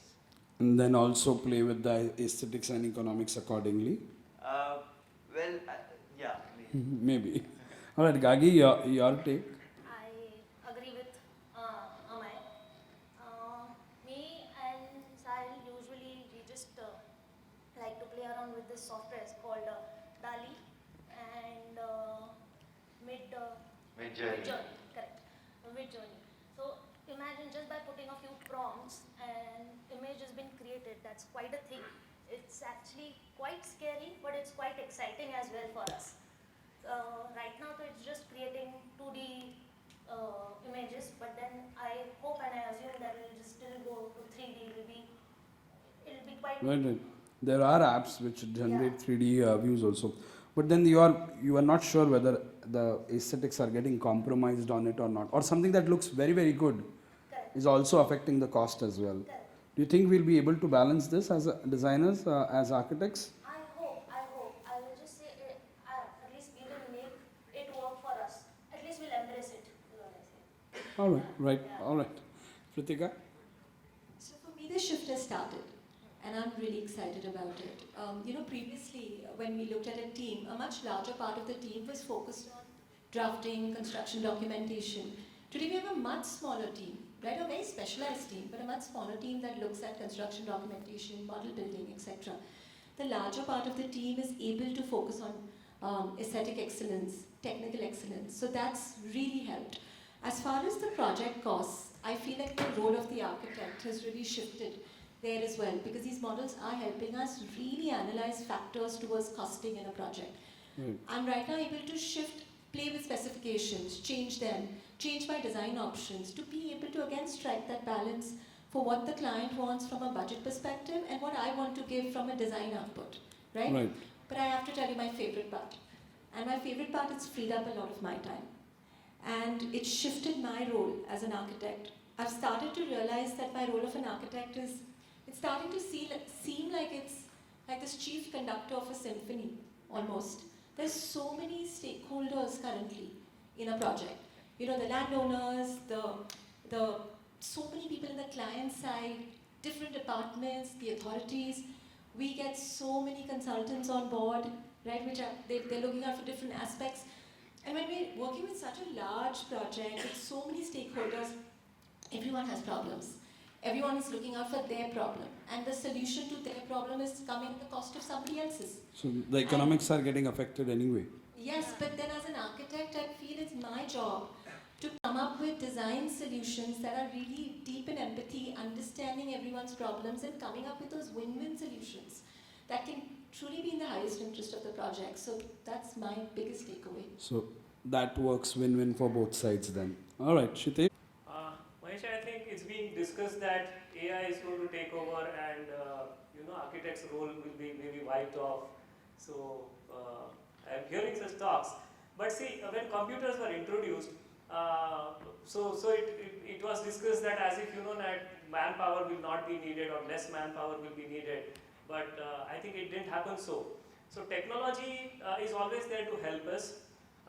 BIM especially, we are extensively working on BIM. And BIM is the future, I would say. And the precision level that we can get by using BIM is a different level. Especially in creative fields, I think, for example, there is an artwork.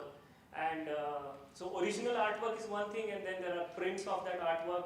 So prints are also being sold, but original is original. And with the prints and all kind of other kind of formats, the original has gained more value, I think. So in such a creative field, it will always have its own value.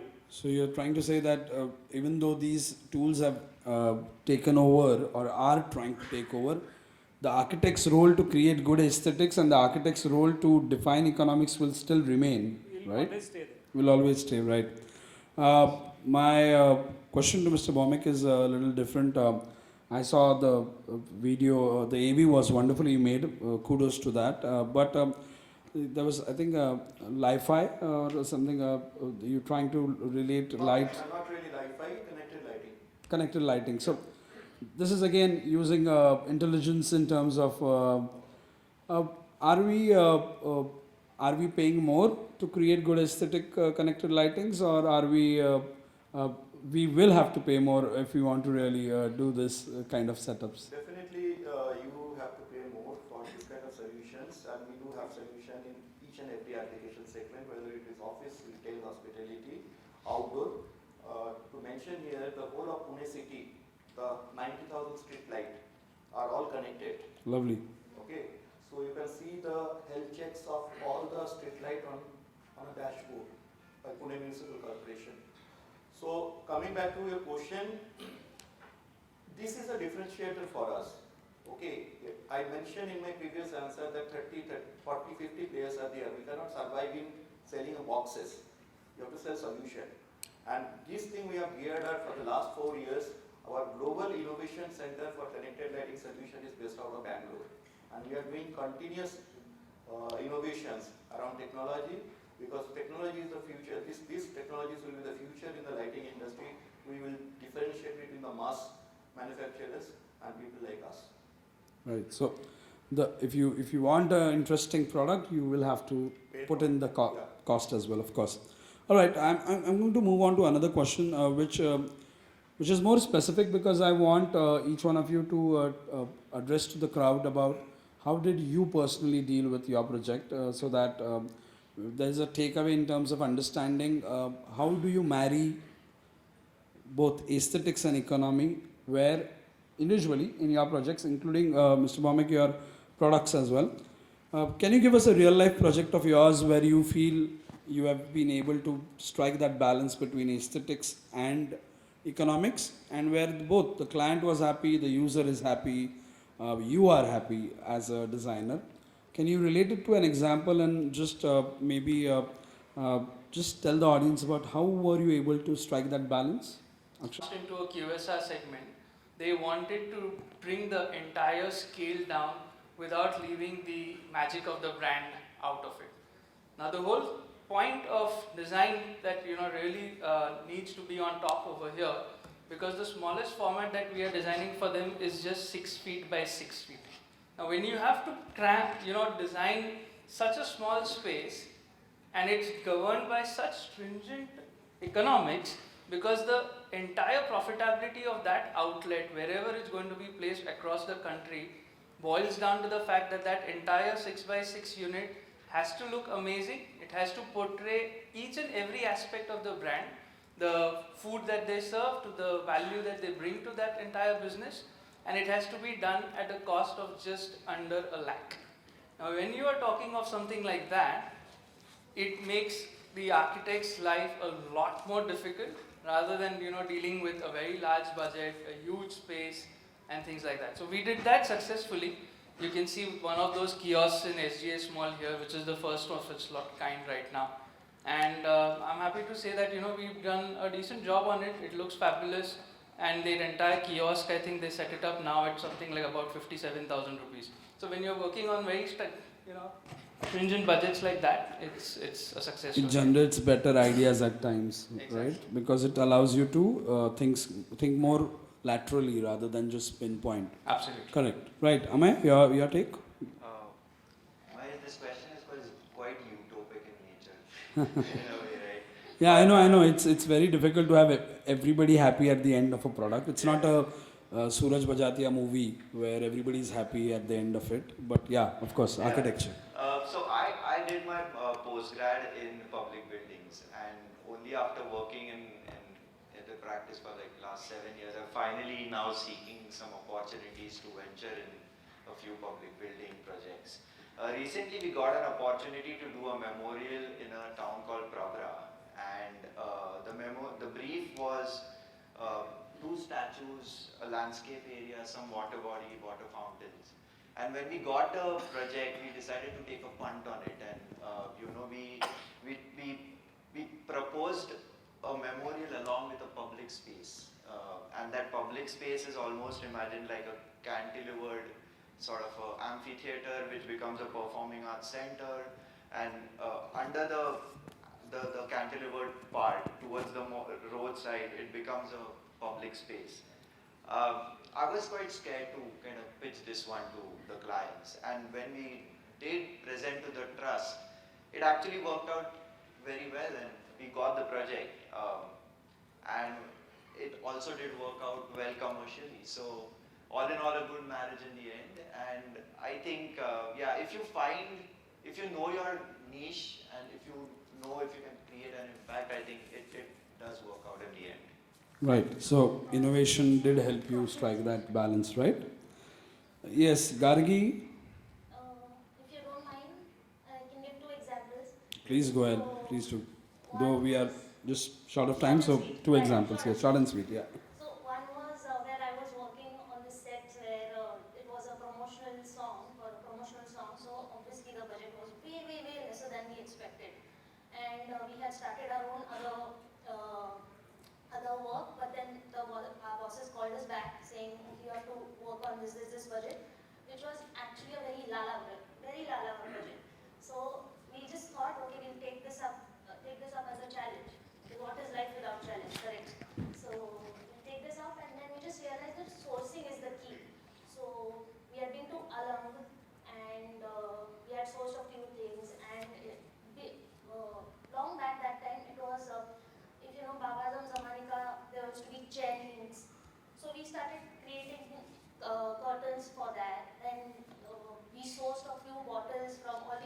bars. That is a story itself.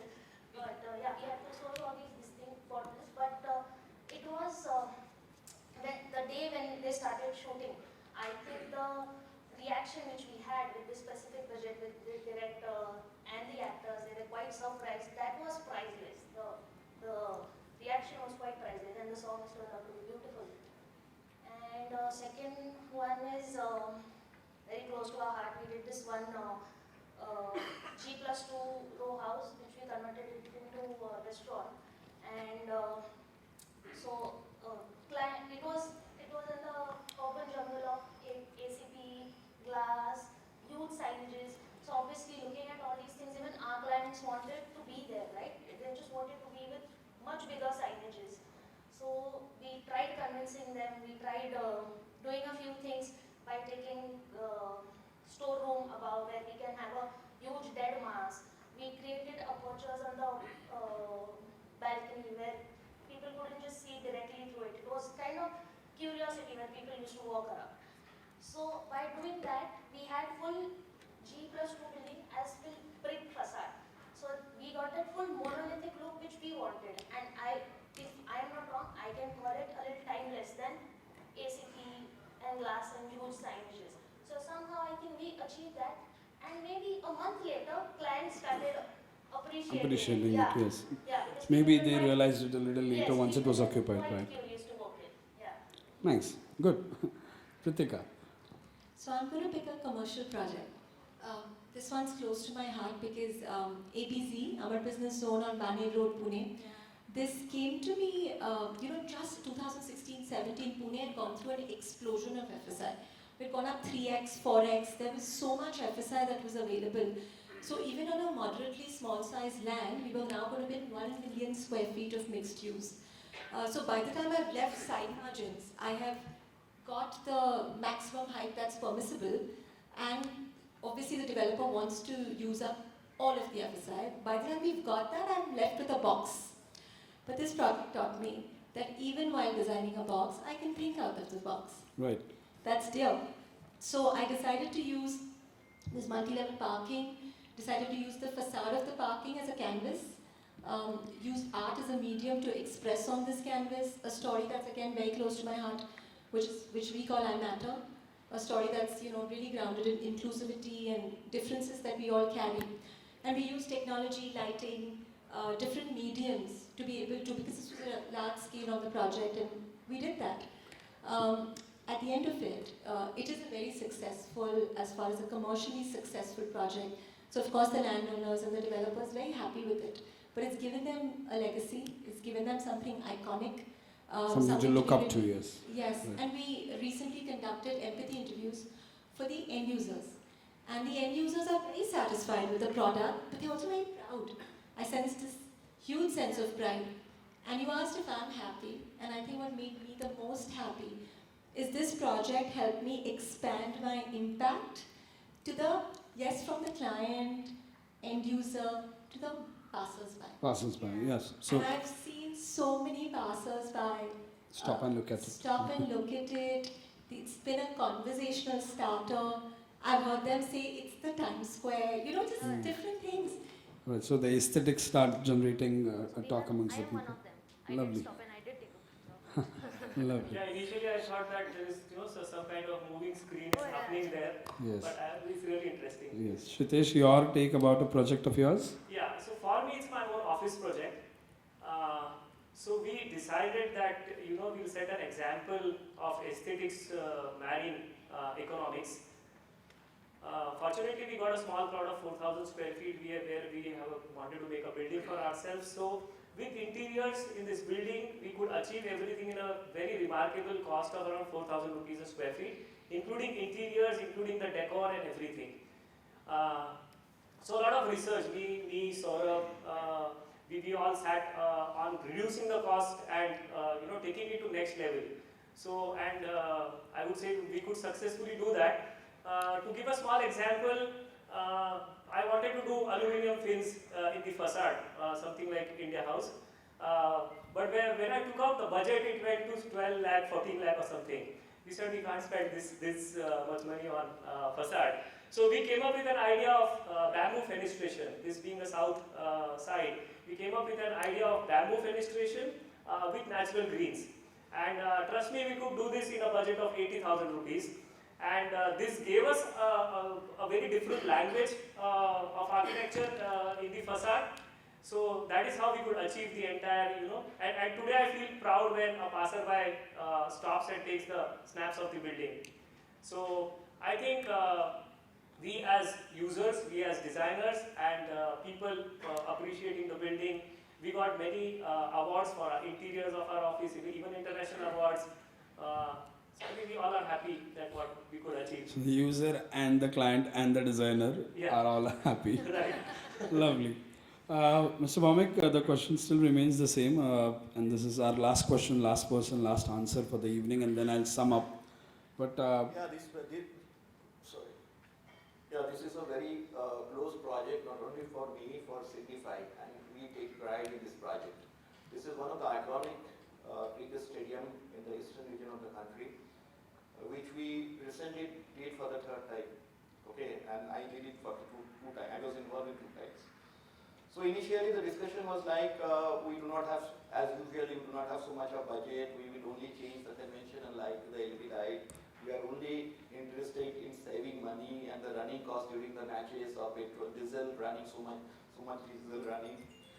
Then we presented to him something called arena experience.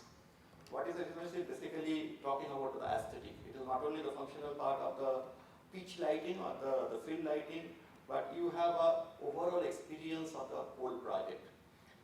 It took almost 7-8 months to get him convinced by sending different pictures of different case studies, what we have done around the world, and ultimately he called us back saying that I will go for you, for this solution, not for you, where there was a proper tender process, for the solution, and we as an organization feel pride.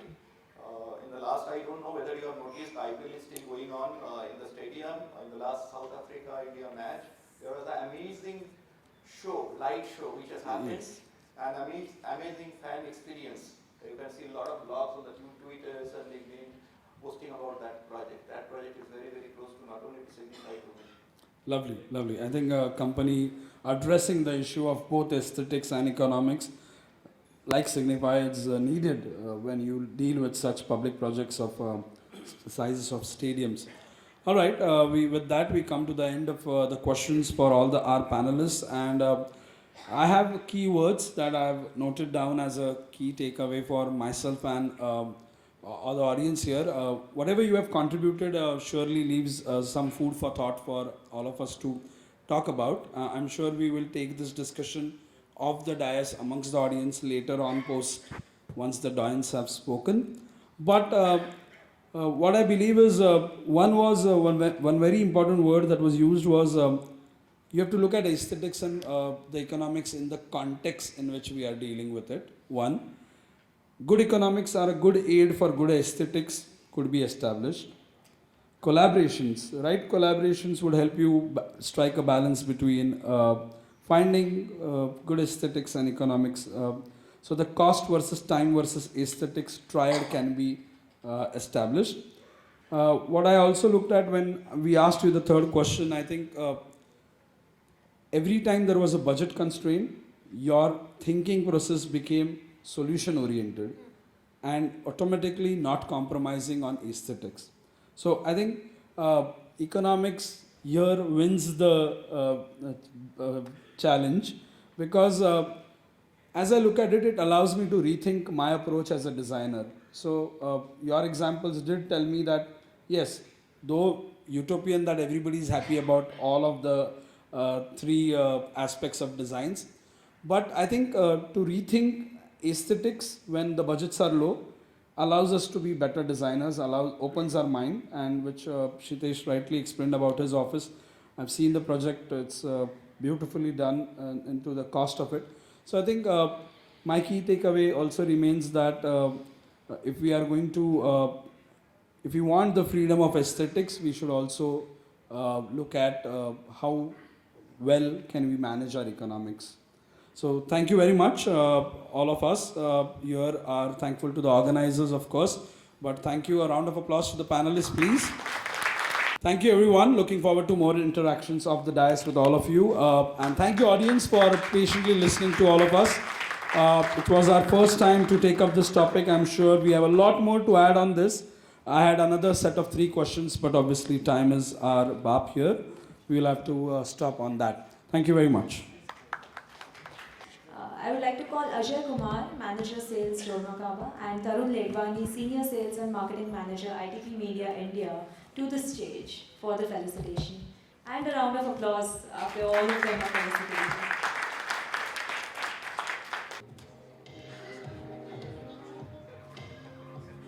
Akshay Modak, AM Design Studio.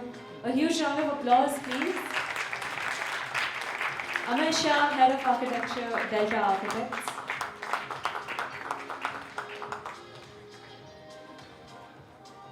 You could, all the panelists could wait back for a group photo at the end. Yeah. Gargi Kulkarni Ferwani, Principal Architect, Studio Class.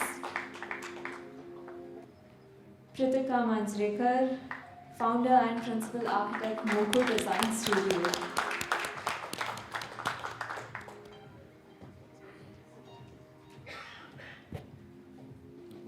Shitesh Agrawal, Founder, Sankalpan Designers.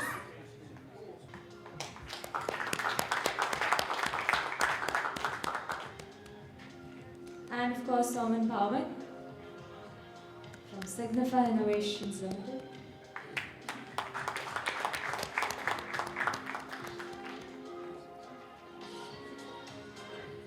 And last but not least, of course, our dear moderator, Architect Mahesh Bankar. Thank you so much for that session.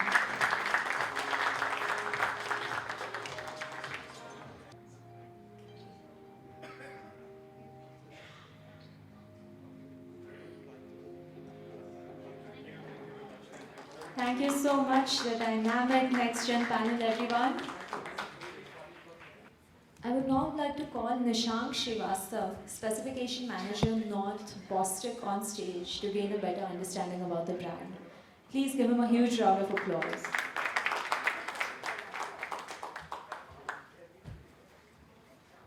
Good evening, everyone. First of all, I would like to thank and congratulate ITP for arranging such a successful event with the fraternity of architects and consultants over here. Now, for starting, who are we? We are Bostic and we are the part of Arkema. We are the part of Arkema Group, who is the specialty chemical manufacturer based out in France. They did 9 billion euro sales in 2021 with 20,000 plus employees and 141 production units. Bostic is a part of Arkema and it's an adhesive division of Arkema. With 6,000 plus employees, we did 3 billion euro sales and 4 global R&D centers, depending what is into sustainable development goals. We are headquartered in Bangalore with plants, 2 plants in Bangalore and 1 in Gujarat, apart from the toller units in west part of India and northern part of India.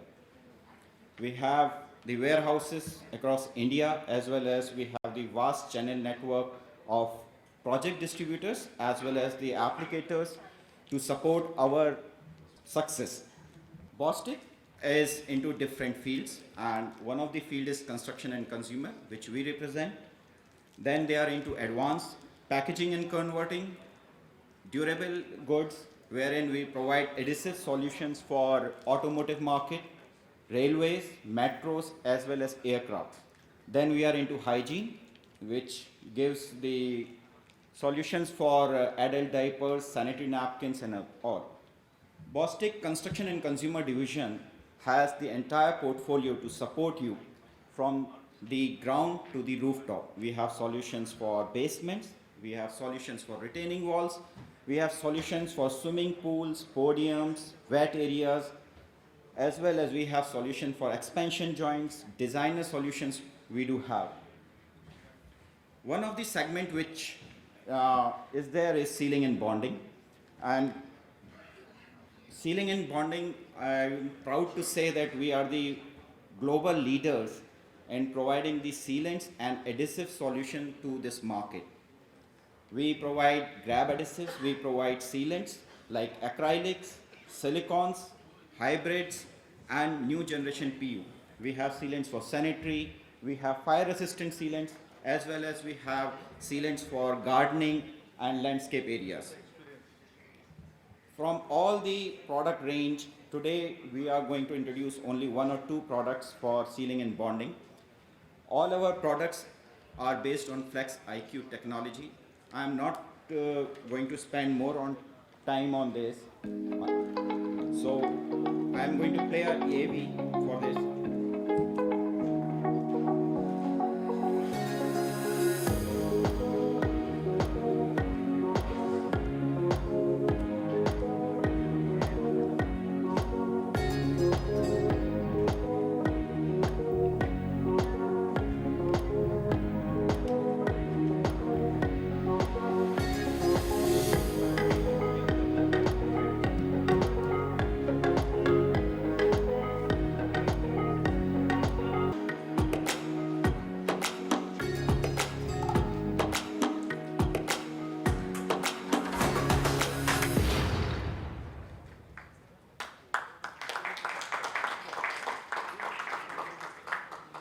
So what Flex IQ technology means is the flexibility in the movement accommodation factors, flexibility in using this product in interior and exterior application, for porous and non-porous substrate, excellent toolability, and whereas IQ means all our products are zero bubbling products. So you can use in the damp conditions also.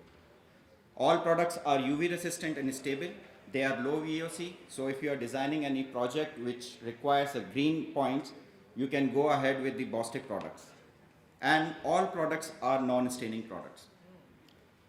The one of the product which I am going to introduce today is the Bostik P590. It's a new generation PU sealant and it's called Sealant Flex 1 Plus. This product is basically a non-bubbling product, excellent toolability. It has a elongation property of 1000%, as well as it has a capability of filling up the joints up to 80 mm. Trust me, no other product in the market is having that kind of a property. Apart from that, it has the movement accommodation of factor of 100% and plus minus 50%. It comes with all the certifications. It follows all the ASTM codes. It has a ISIGA certification also. So the product ISIGA means it has been tested for the industries like food industry, food and beverage industry. And CE marking of EN 15651 and 1, which is for facades, and 15651-4, which is for pedestrian walkways. The another product in sealing and bonding range, we have the Bostik N310, which is No More Nails Classic. As the name suggests, the places where you don't want to use nail, you can use this product. This is a high-tech adhesive. Instant grab is there. It sets within 10 minutes to 30 minutes. And you can use for different areas like timber staircase. It's a polystyrene safe. Most of the products available in the market does not support polystyrene. It can be used for ACB panels. It can be used for bison boards. It can be used for many other applications like placing a mirror in the bathroom without the using of studs. You can use this product. The another range which we have is the walls and floor segment, wherein we have tiles, adhesive and tile grouts. We have decorative finishes also, in which we have cementitious terrazzo, a thin product which is only 3 mm and which is called micro topping. Then we have exterior application like stamped concrete and wall finishes. Apart from that, we have underlays, overlays, epoxy floorings, wall preparation, wall adhesives, and soft and wood floor adhesive also.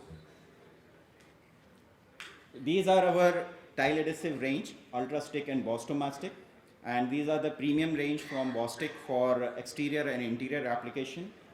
Ultrastick is the product which you can use if the deformability is there in the stones and all. You can use this product. Ultrastick is for the high movement areas. Axle Flex is the product, again cementitious, is for exterior application, acoustic as the name suggests. You can use in the swimming pool areas for putting up the mosaic tiles and all.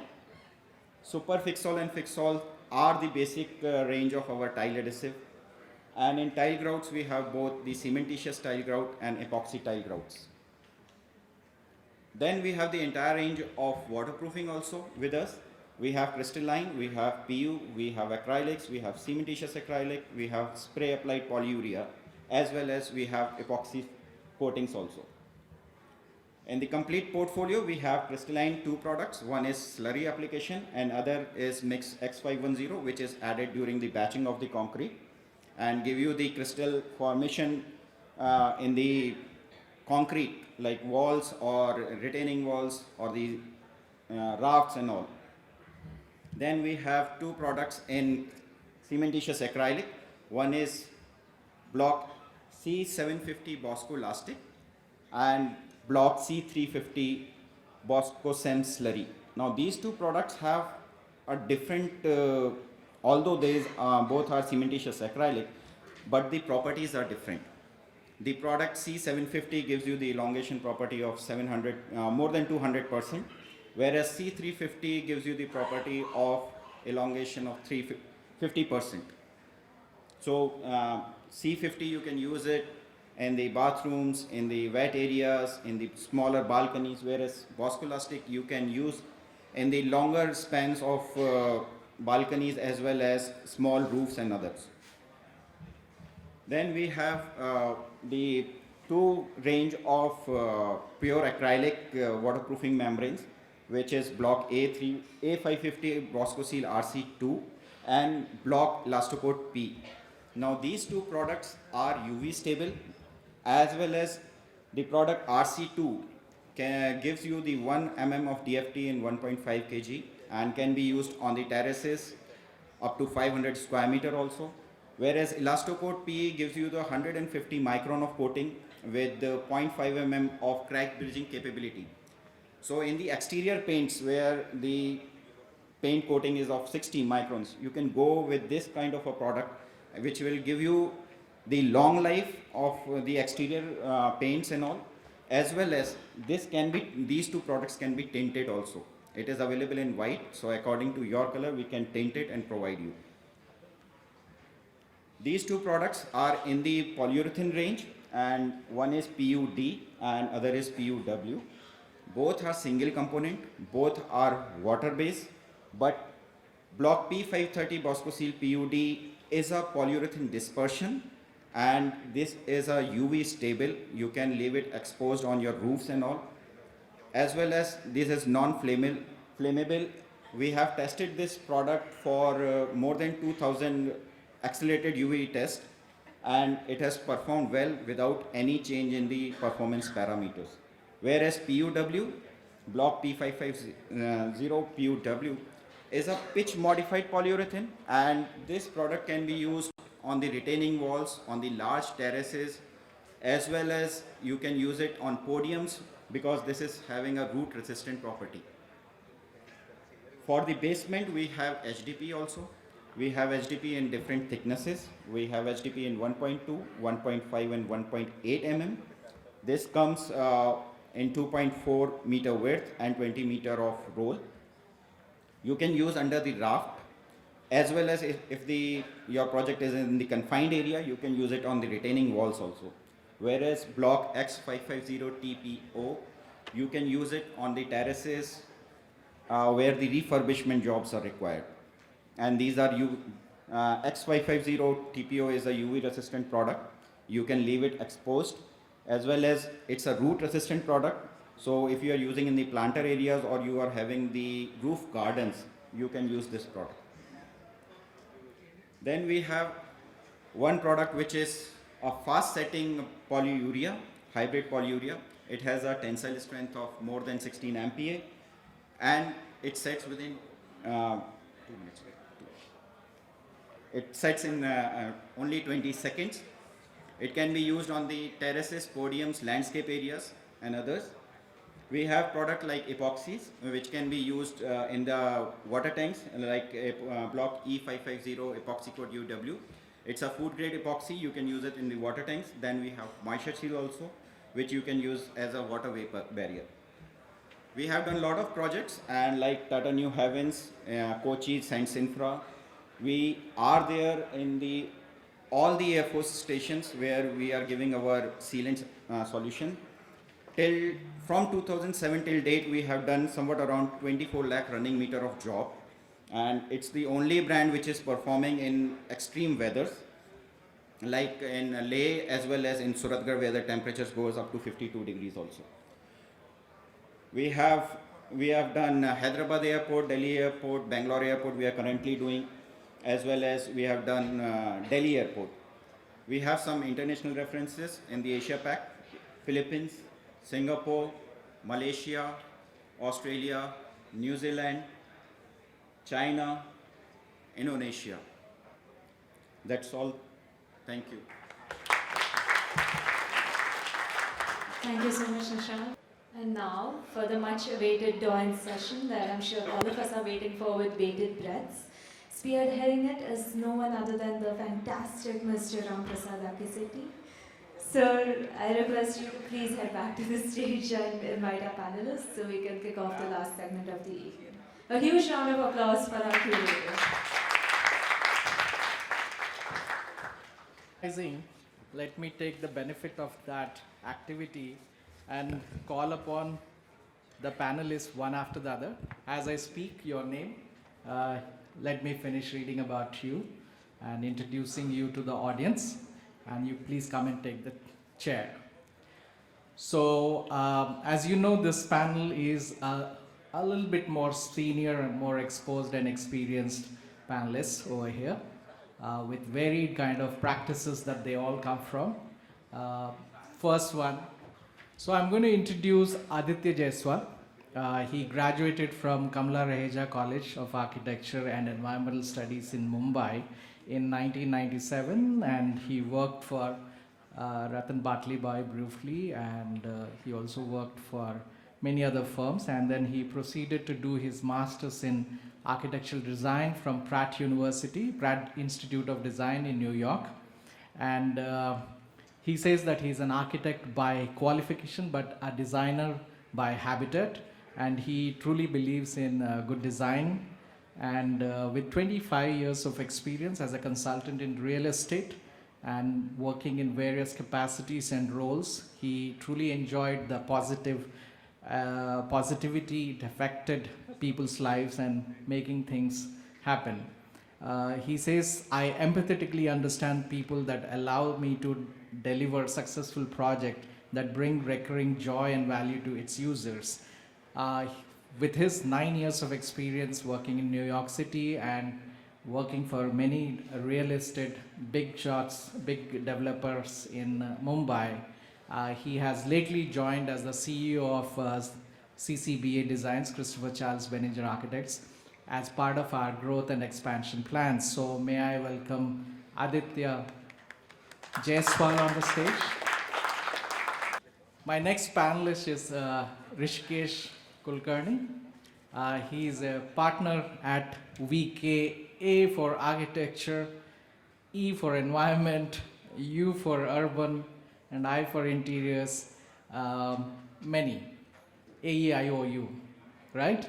So some of us here, senior members, would know that he's the son of a very famous architect, Vishwas Kulkarni, and he has actually transformed the business, as I can remember, when I was very young and I used to go to his father's office back then, which was in front of Vayasane's office, if I remember. So he's a brilliant young man and somebody that we all look at as an example who could take a practice to the next level. So he studied at the AA, Architectural Association London. Then he's a qualified assessor for building research, establishment, environmental assessment method. Then having worked with Stubbs Rich Architects, Bath, UK for 5 years on various large-scale projects in UK and Europe, he acquired a global vision for architectural design. This exposure to international landscape led Rishikesh to start a collaborative company called VK Open and with Open Arch Limited UK that delivered multiple successful projects in India. With his drive for innovation, passion for technology, materials and collaborative thinking, he approaches every project on par with global trends. Please welcome Rishikesh onto the stage.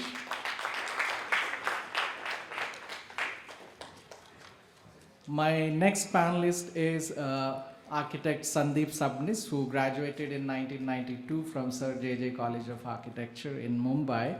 He worked under a renowned architect Raja Adri, a fellow of the Franklin Wright Foundation, Wisconsin. After 9 long years association with Raja Adri's office, which helped him gain significant knowledge about practice and holistic approach towards large complex projects in commercial and hospitality sector. Later, the association with Kalpataru group of companies in Mumbai through 2003 to 2006 helped him to hone his skills on the residential sector, which is the backbone of the overall real estate business. During these 3 years, Sandeep handled premium residential high-rise projects with modern amenities and best-in-class leisure infrastructure. Sandeep's next association with Bentil Associates of South Africa allowed him to steer large retail-focused mixed-use developments. In capacity of a design manager, Sandeep was handling a large portfolio of projects for clients such as Reliance Retail, Prozone, and DIL Limited, and a few upcoming mixed-use projects were entrusted with him. Sandeep later worked with Lodha Group as its Vice President Design Architecture, and later on he took key position heading the design department for the Adani Realty for 4 years. Again, he joined Lodha recently as the head of the design development in Lodha, Pune region, anchoring all the Lodha developments in Pune. May I welcome Sandeep onto the stage, please? My next panelist is architect Vikram Lalit Hundekar. He is a director at the Miti Mitra Consultants Private Limited, Pune. He completed his B.Arch from BKPS College of Architecture in 1997 and M.Arch in Urban Design from SPA Delhi in 2002. He practices as an architect He's practicing as an architect for the last 20 years. He's instrumental in designing many campus designs and institutional architectural projects in the last 20 years, such as academic and facility buildings at the IIT Gandhinagar, sports infrastructure remodeling and students housing at IIT Kharagpur. He's a recipient of awards such as HUDCO Award in 2016 and several ASA awards in 2018, 22 and 23 with a JK Cement Architect of the Year 32nd cycle of 2023 has bestowed an award to him. May I welcome Vikram onto the stage, please?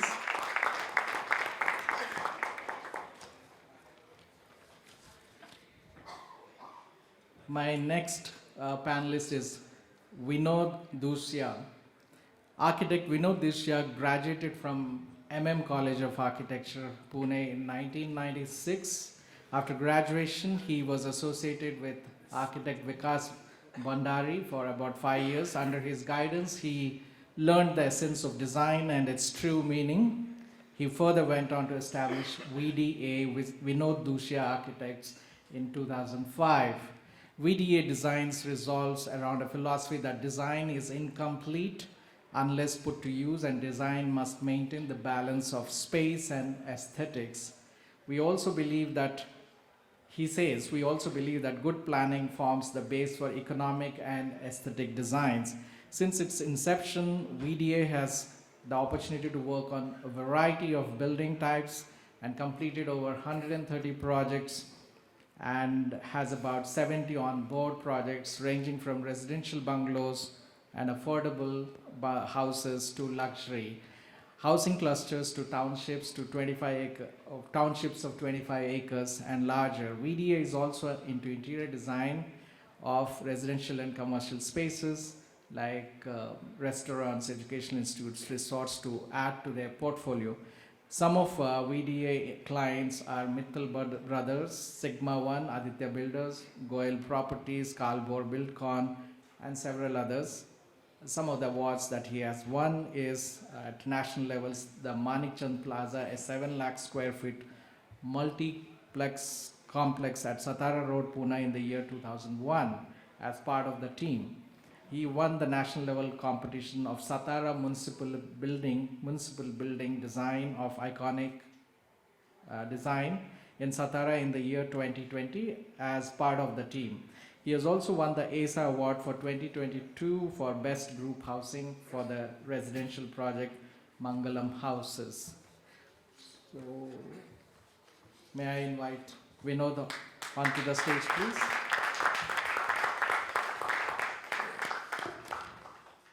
So, before I sit down and ask the questions, we're going to be very tight with time.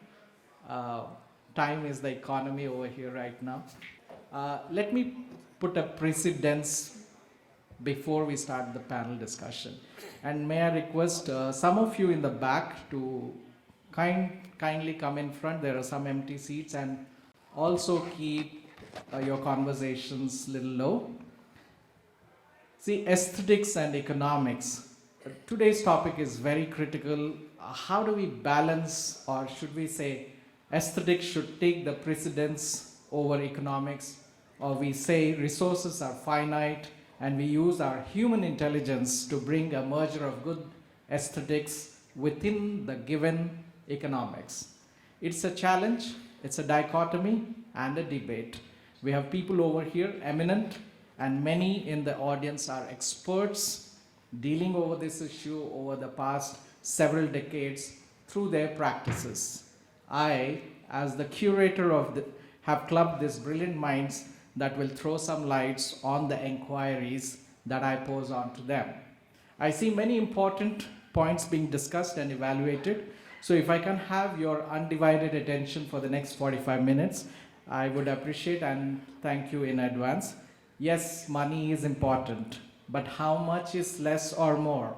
If Mies van der Rohe has said less is more, how much has it been instrumental in becoming a philosophy that architects have been able to endorse in their practices? We live in a time where sensitivities are depleting, but yet some new sensitivities are being developed. Does our life endorse sustainability of all kinds?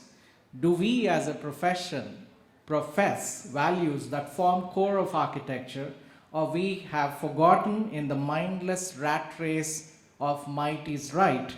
I see beautiful buildings that are cost effective.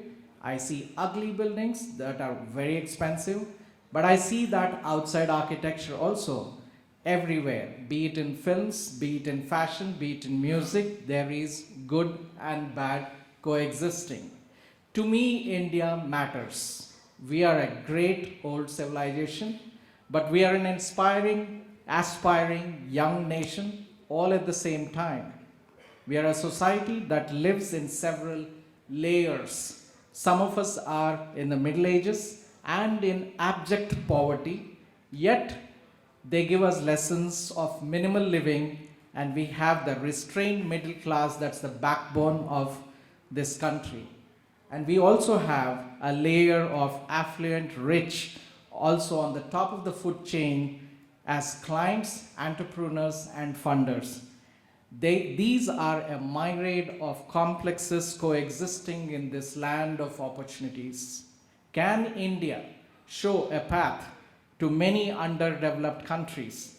Can we be a torchbearer for those and rephrase less is more for more?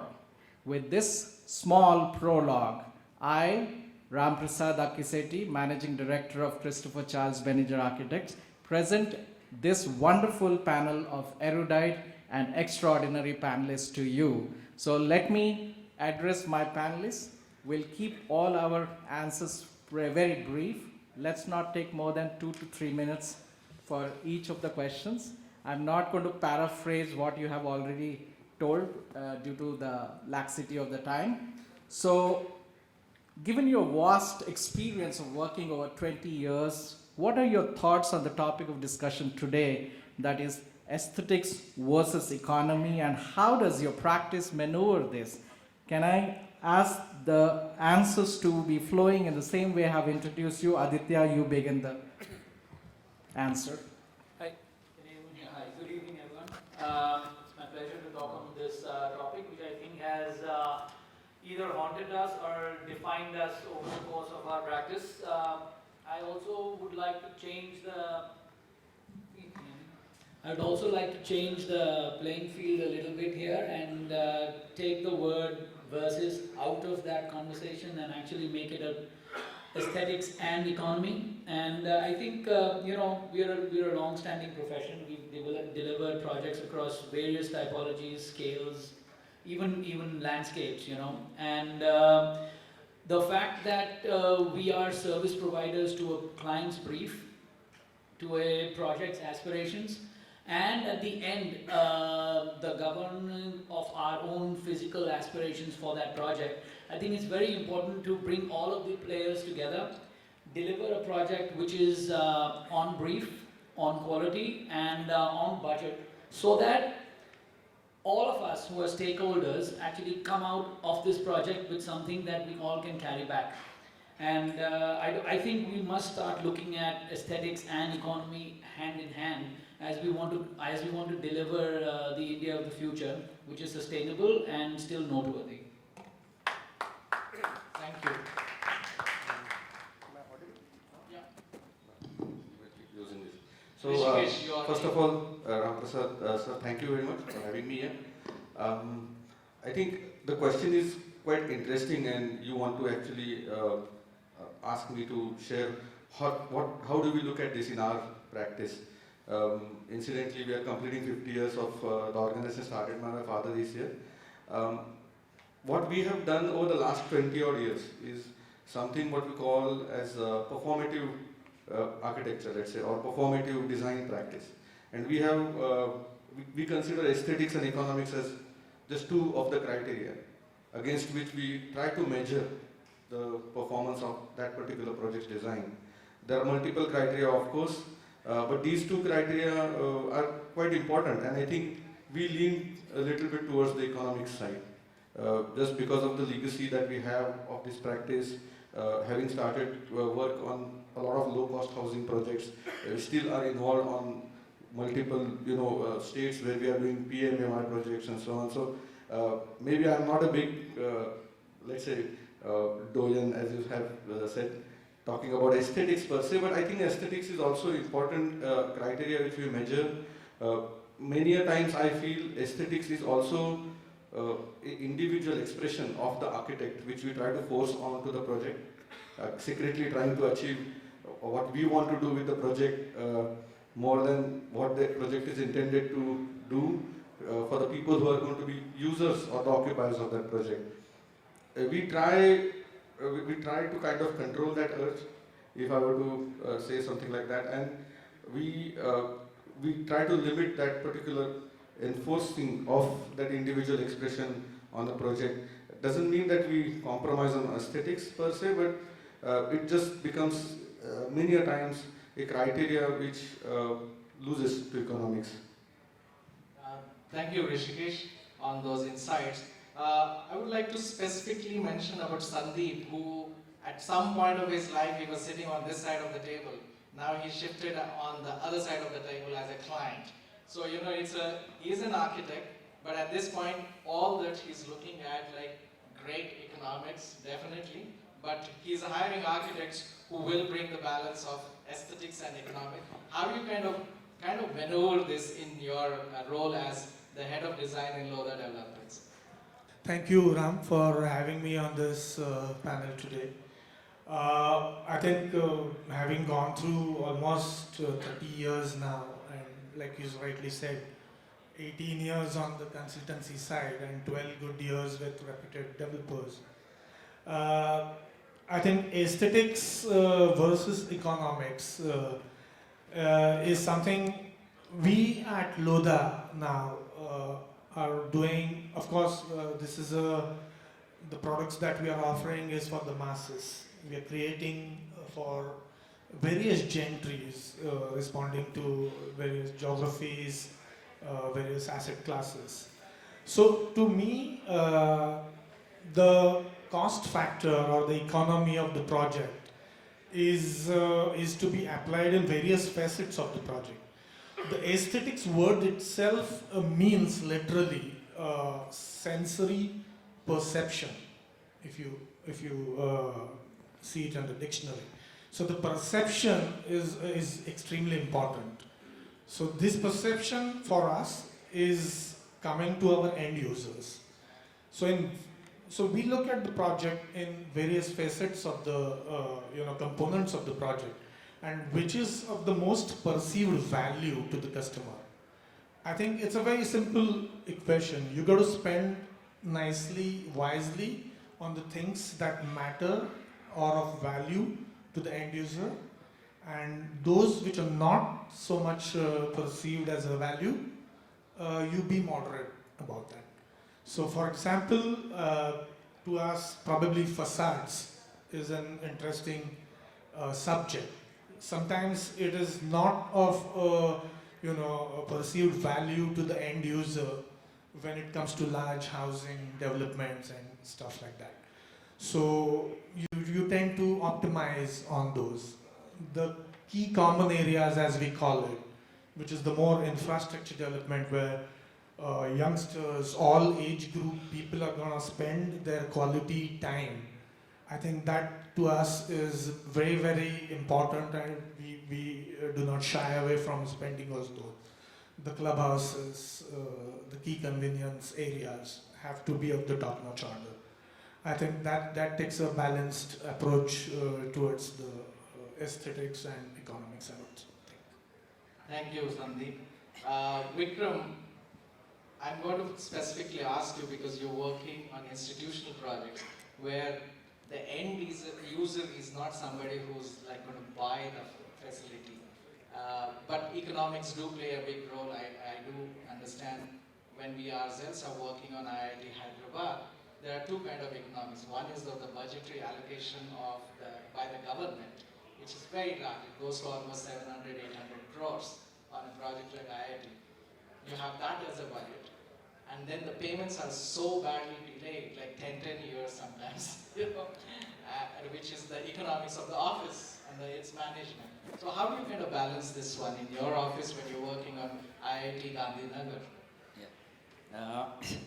It's very tricky question because we operate in a very small niche of institutional building, public building, sports complex and those.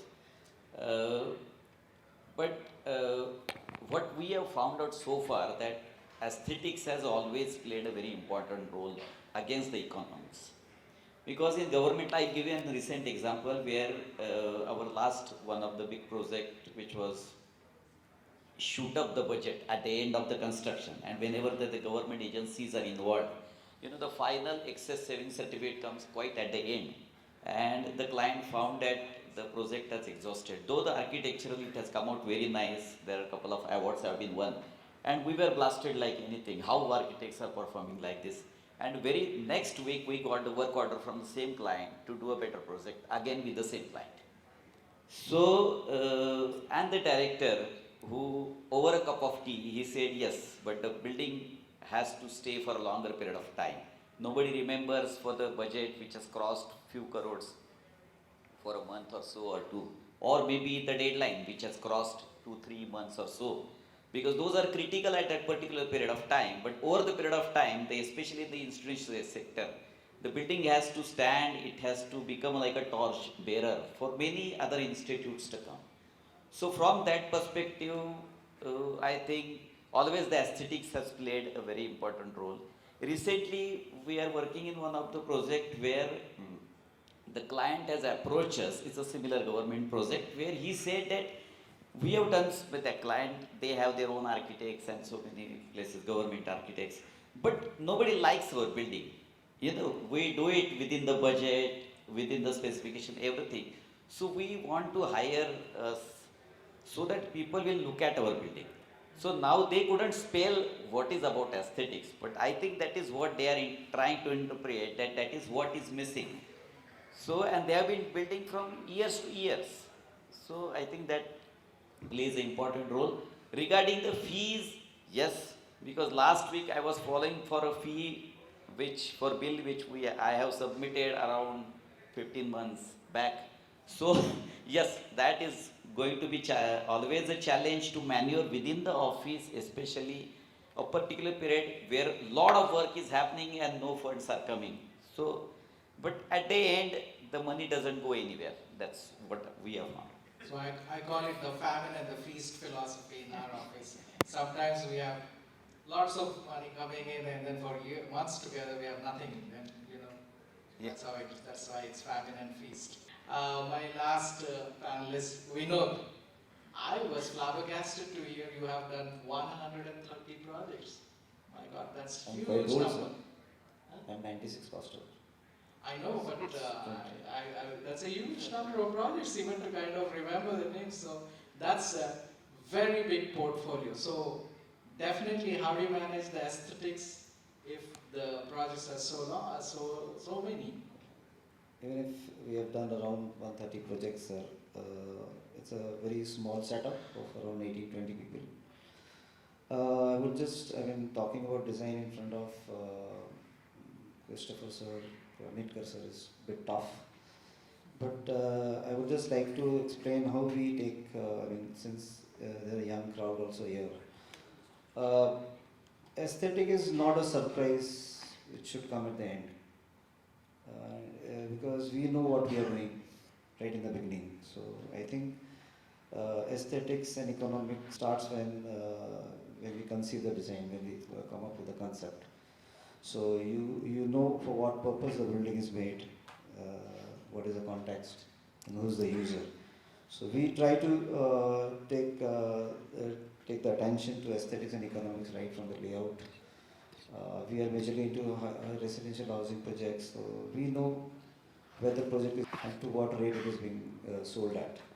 So if it is sold at 4,000 rupees per square feet, and it is sold at 12,000 rupees per square feet. So we know how the layout should be, we know how the grid should be, we know how the services, and we try our best to incorporate all those things. Because if design is not all about aesthetics, it might be 20% in the beginning if you don't take attention, and it becomes 80% if you don't pay attention. So I think we need to pay attention at the beginning. That's what we do. Thank you. Good. So moving on to my next question. I'm going to talk a little bit about education over here. Current education of an architect in their colleges and curriculum only focuses on aesthetics, vis-a-vis focus on design with little or practically no knowledge of business or economics. And then the young architect comes into this big bad world, a free world, where he's left to learn by himself, by trial and error, the idea of what is called business. Many times this is a challenge. So what are your thoughts on it if we have to build the future of this profession from the basics?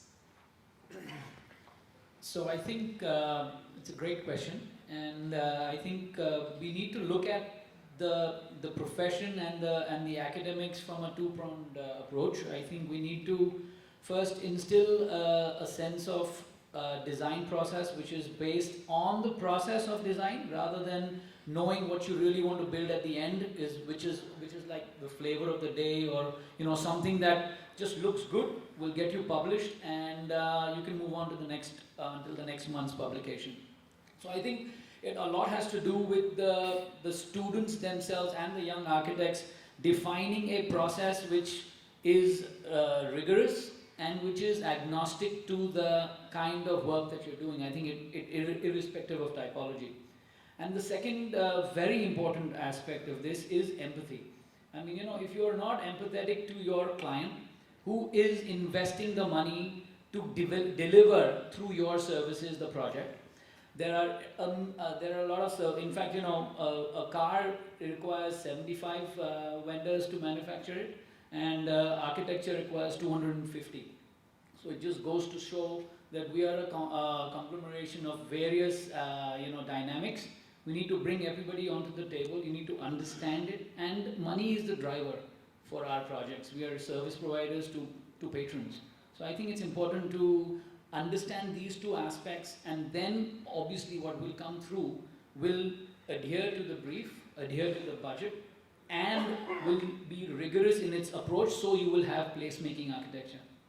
So just to, on this question, I would like to share my experience of having, learned at the AA and again, been in touch with them for the longest of time, all these years. So what I think we lack in the Indian architecture education is that we don't get the chance to actually build things. Other than making the models which are scale models, we don't really get students or give the chance, opportunity for students to build something 1:1 in reality, which I have seen and having worked with a few other universities in the UK. There are always electives, and I think currently for the last 2 years, we are involved in an elective with one of the colleges in Pune where we are running this elective on prototyping, which means that we are building something 1:1. And that is where students will get that particular experience of having to purchase the materials, transforming those materials, incurring the cost of that, changing transformation, and then coming out with the actual stuff, the 1:1 stuff. So that I think will be a great experience for students if that can be integrated within the education pedagogy or the curriculum on how they get introduced to materials and using those materials to build something. Another aspect of it is, I do not think that the students should not explore aesthetics. For all of the 5 years that they're supposed to enjoy the process of being an architecture student as well. And just exploring aesthetics today is not limited to drawing things. It is also about generating, generation of 3D geometry or imagery, and I think that is the AI, BIM and all that exciting stuff which is happening. So maybe I think if they spend a lot of their time still, or all of the 5 years, in exploring those kind of things which are not related with projects, because they don't have the project brief per se as such. So it will be also very interesting for them to spend a lot of time in. But if we can add some amount, which is maybe an elective or two, where they get to build something on their own as a group activity or individual activity, that will bring in a lot of sense of cost, economy, and all that. I think the third thing that you mentioned of running an architecture business, I think again would like to share a very interesting information that I got when I was an architecture student in India. That the architecture course in India is not designed to create architects who will run architectural practices, like engineering courses in India are not. I think the whole objective of AICT and the technical education is to create employable architects. So now I think today we are definitely in times where large scale practices require a lot of architects to be employed, and that is all that the course is really designed for. And if that is the case, then they don't really need, or maybe they don't have to go through the exposure of how to run a business. They can just be a part of an architecture practice. This particular experience and let's say there are experiential learnings that you want to definitely have when you want to set up your own architecture practice and run it as a business. Everyone does it in a different way, and that itself I think means that it should not be taught in the course.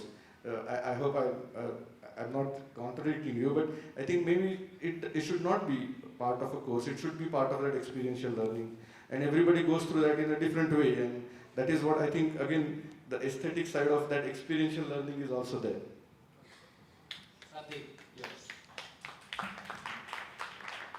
Yeah, I think I somewhat agree to Rishikesh's views.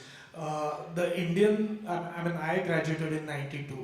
What we learned in college was all set subjects, processes, workshops. All that we built were some doors and some stools, carpentry, and a little bit on the other materials.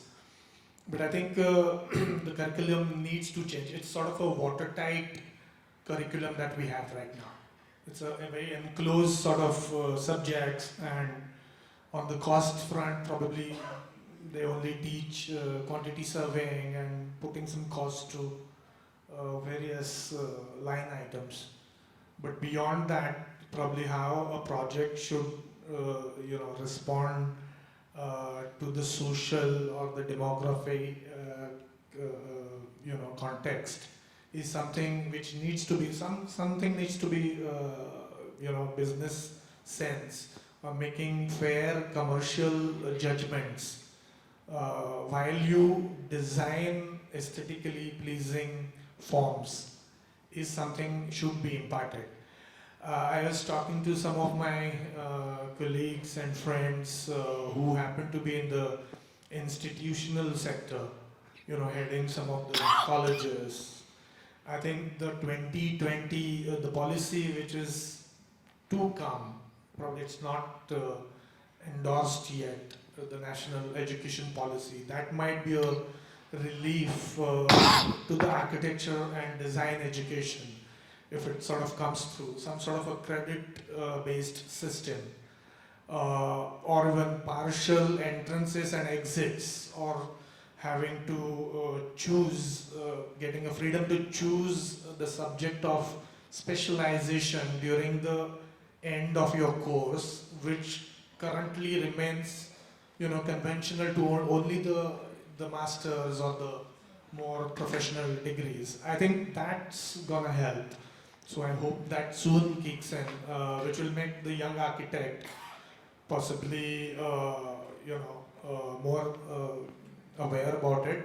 Also, I've seen one trend of late that I've met many architects who want to come into our organization, and very young architects, I keep asking them that you're just two years out of college. What is it that makes you want to join a developer as large as Lodha and come into the whole stream of projects and frenzy and race against time? Probably they need guidance. I mean, they should be working with stalwarts. I worked myself with Rajaji for 10 years, Christopher. I think they should be working with the legends, the stalwarts, and take that understanding before really stepping out into set up their own practices, which will hone their overall ability to deal with economics and business. Thank you, Sandeep. That's a very good insight. Now, Vikram, what's your take? I think to create, for me, students should be prepared always to create a good architecture first, because that is going to stay for a longer period of time. The entire society is going to get shaped because of the buildings, because of the environment, and the entire psychology of the universe is actually rooted towards the architecture. So I think that always become a first, and aesthetics is an integral part of it. So it always will be on the thrust.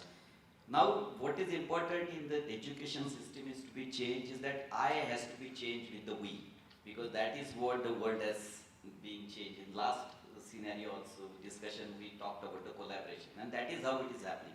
So there is the legends, if we talk more about economics and economically driven architecture, probably the next generation will have very less legends to look upon, because they are all economic driven. So, but togetherness that is what is mattering, especially to getting into more complex project with complex programming and different kind of stakeholders which are involved. Regarding the fundraising, economics, estimate, dealing with the projects, I think couple of electives based kind of system, because it may not be interest of every student, because somebody wants to be just a good designer, somebody wants to do good, and he don't want to get into all this, how much I start thinking of the estimate before getting into the design. So it should be selective based. But yes, the exposure to economics through various mediums of electives would be a better idea. And regarding the practice, you are saying that they learn on very hard way. But sometimes there is a duty in that learning on the hard way because everything is known. Still, the life is so unpredictable and the opportunities are so different. So if you learn something, then you will get into the another, which is another challenging situation. So I think starting off a practice with a challenging situation is always very nice, and you tend to pave a path in a very unique way, which otherwise somebody may not have thought of. Thank you. Vinod, what about your comments? So I got an opportunity to teach in college as a visiting lecturer for 5 years, and still I'm associated with colleges for juries and stuff. So I've seen very closely all these things, how the students react. Being a teacher also, I don't think there is any problem with the teachers of colleges. There are around 32 colleges in Pune. The problem is that students don't want to, they don't want to work with anyone. They don't want to spend time learning more from any stalwarts. They want to start business or the profession quite early in their profession, and that is a main hurdle. Like a surgeon, you need to assist some surgeon before you take up your first surgery. But here in architecture, people want to practice the next day they are out of the college, and that's the main problem thing. So that's what I feel is a major hurdle. Good. I think we had pretty much similar kind of thoughts. I always believed, and yesterday in the ASTEC talk that I just remembered somebody quoted saying that like 50% of this country's economy is directly or indirectly related to the construction industry. That's very large, considering that we want to be a $5 trillion economy, out of which $1 trillion comes from like agriculture and 1 from manufacturing and 3 from services. So we are part of the service industry, but we also use manufacturing to a very large extent, as you said, like what, 250 vendors? Yeah. Now, this knowledge about clients, projects, money, I think is very, very, very crucial. It's, I think, gone are the times when architecture was considered as a gentleman's profession. I think today we are dealing with monies and volumes which are extremely large, and then there are a lot of stakeholders, and I think somewhere in the education it has to begin, the idea of business of architecture, because it's no longer the way we all started our practices 25, 30 years back. Today the practices have to address business. I mean, most of our offices wouldn't have HR, we wouldn't have marketing strategies, we wouldn't have business growth plans, we don't have expansion plans. We are looking at like India no longer as India. Earlier our practices used to be very regional. Many of our practices, like a doctor's clinic, would be very regional or local. Today we can sit in Pune and we can work in Africa. We are working in Africa, in Shanghai. Even at the height of Corona, and we were still working, So I think definitely somewhere I would have liked architects walking into my office saying that, yes, I do understand money. And I don't mean money in a negative connotation, but having an idea of money makes a lot of difference because it does lend you understanding where the buck stops, or where the precedence of aesthetics kind of takes over or recedes back. So I think this can be a debate for 1 hour if we have to, but all of us agree that like the economics play a big role, and somewhere I think a student should be informed about this. I mean, I'm not talking about in all the 5 years, but maybe a little bit as a kind of grooming course. To my last question, now this is a question which is to all of us. It's about the city. I did talk about their own practices and how do they maneuver between aesthetics and economics.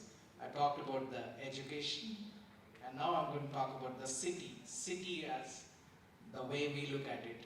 the icon, the city that represents us, or what we want our dream city to be like. You know, years ago, we were in Bhutan.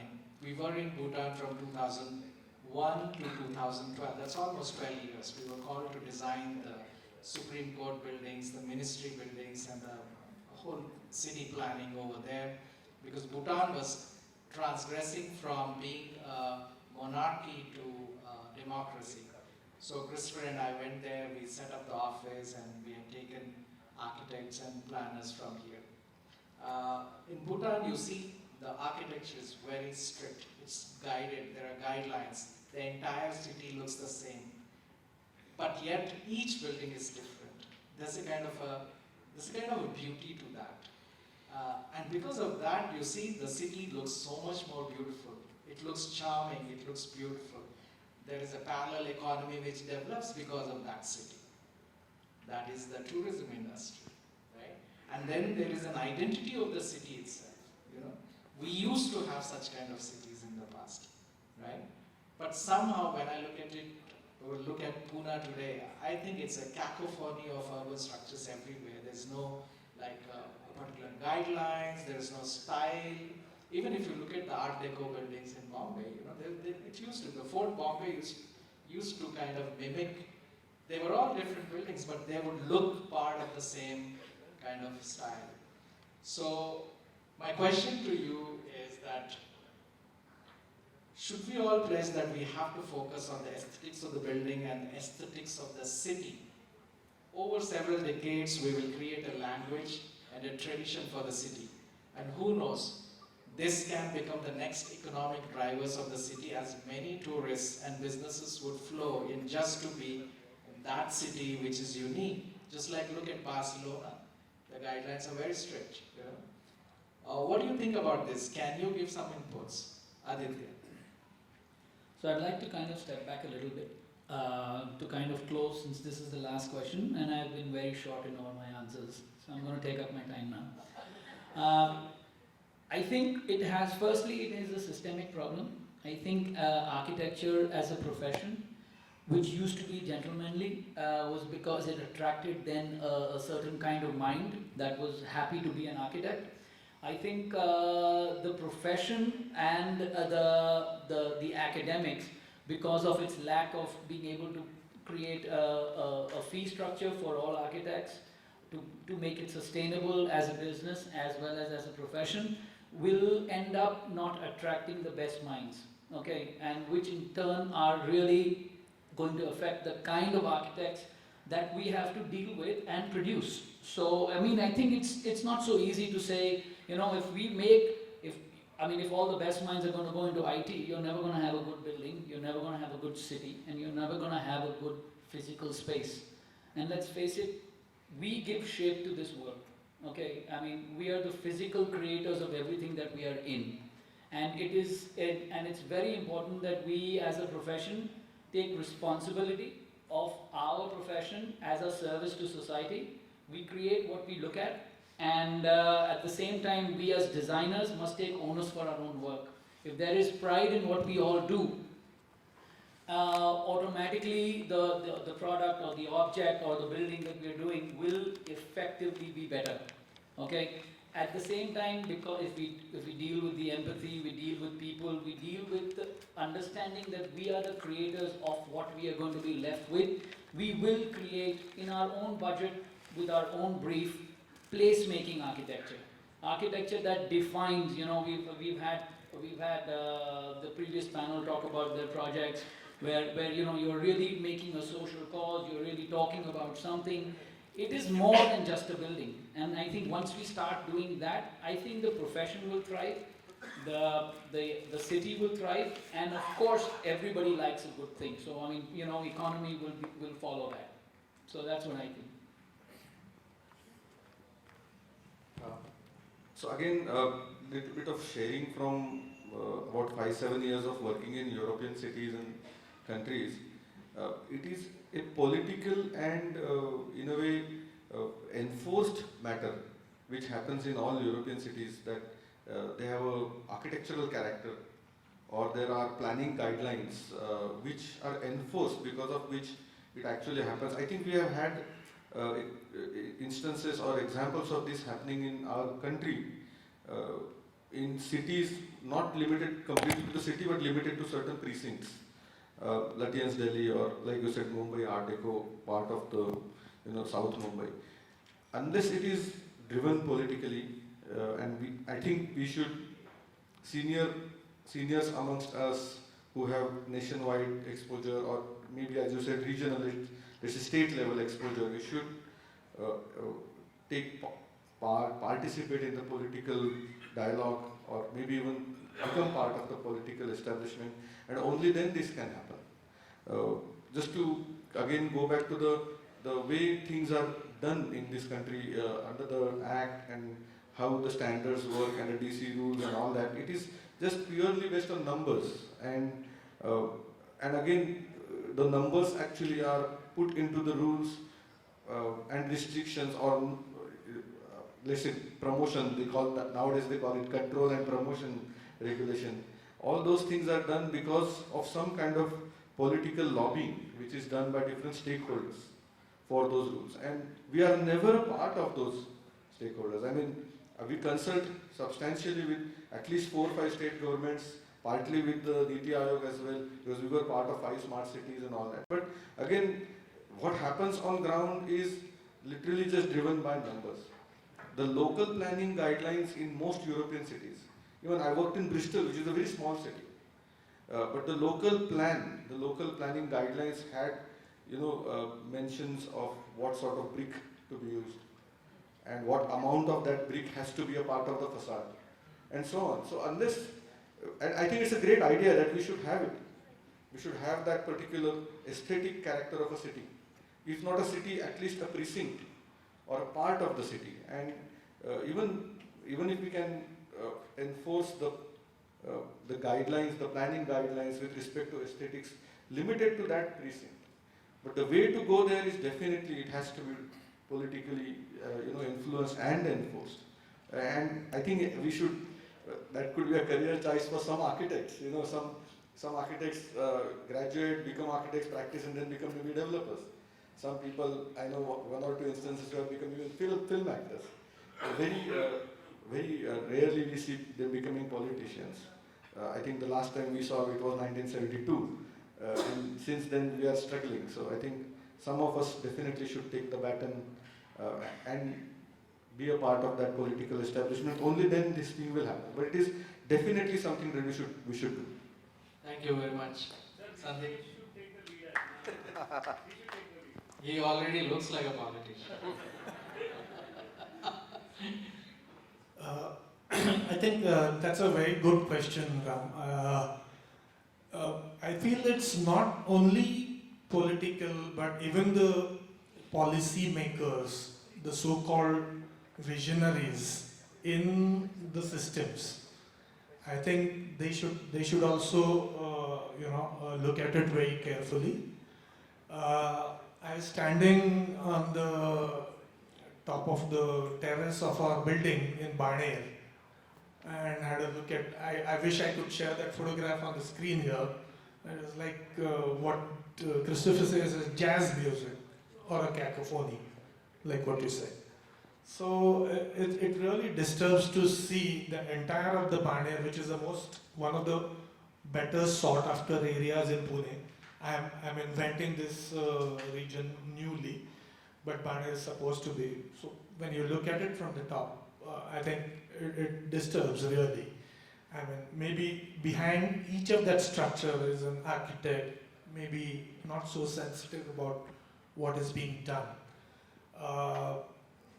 We looked at a few presentations. None of them had any Indian context. What you saw was all Western, European developments which are timeless, and Vienna was built, I was told, restored to the originals. So they're making an effort to restore their heritage, their cities and the character of the cities, what you mentioned in Bhutan as well.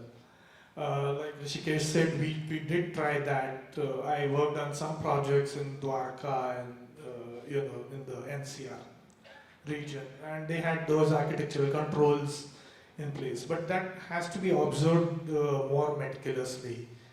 And as individual architects who are designing and professionals who are contributing to the design, I think we should take a step back and before we deliver each structure, I think one has to reflect back and see whether we're just doing it for the sake of either aesthetics or profits, or are we giving something back to the society?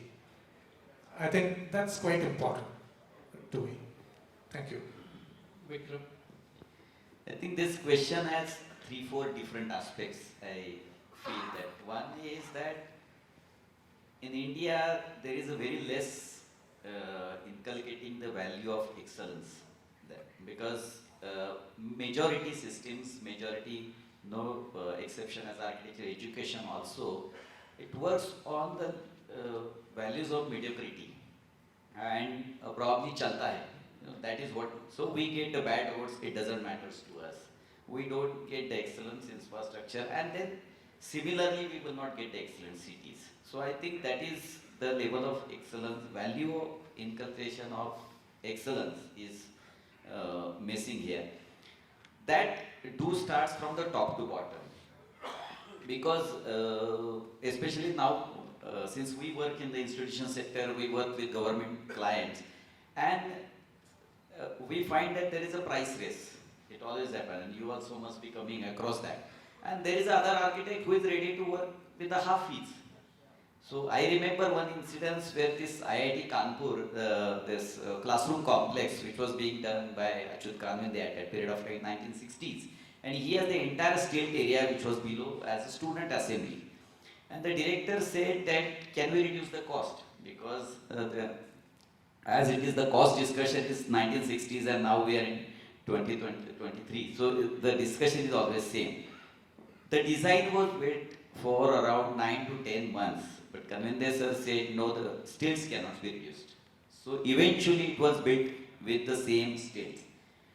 But if that building has to be, suppose we imagine that building in today's context, then I'm sure that some other architect will come and he will say, okay, I'll build it without stilt and maybe half of the cost of that particular architect. And especially this is happening in government sector, which has a lot of interesting projects, torch-bearing projects, which will become like a milestone for the nation building, where it doesn't happen. So it comes down to Rishikesh's points where this patronage to the architecture, because I think building a Taj Mahal also would not have been possible if the Shah Jahan would have that vision, and probably he also must be running with the cost constraint. But still it has happened. So the patronage of political level, policy makers level and different level, I think is a very key role. And I remember around 20 years back, there was a debate of globalization versus regionalism, because in that during architectural period, and since opening of economy in 1991, then the architecturally also a lot of materials, palettes, exposure to the Western world started coming, and probably the architecture has taken a trend of on verge of repeating the Western part somewhat.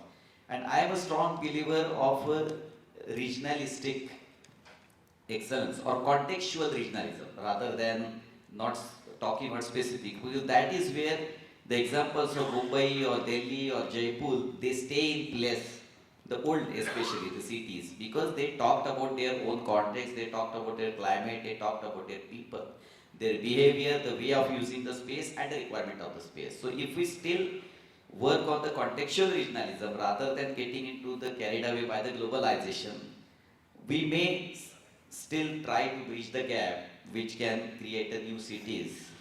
And probably the guidelines like Battery Park City, where though the aspirations of the developers are there, but the city is, or the place is for the people, so it's a place making exercise. So having the aspirations of the individual as well as giving back to the city, so that will also create a great city. Thank you. Vinod? Right. So actually I don't focus so much on politics, and I think what bit we can give as architects is more important. So I would take up again looking at the design part. Is like any city, for that matter, has a prevailing climatic conditions and the culture and the way people have tried and experimented for hundreds of years to get a particular type of design in that area. So if Pune has got courtyards and verandas being done quite a few years back, so we have just discarded everything and we are copying things which we like, and we are placing it in a city where a south wall has got a glass facade, where facade is supposed to be a fenestration.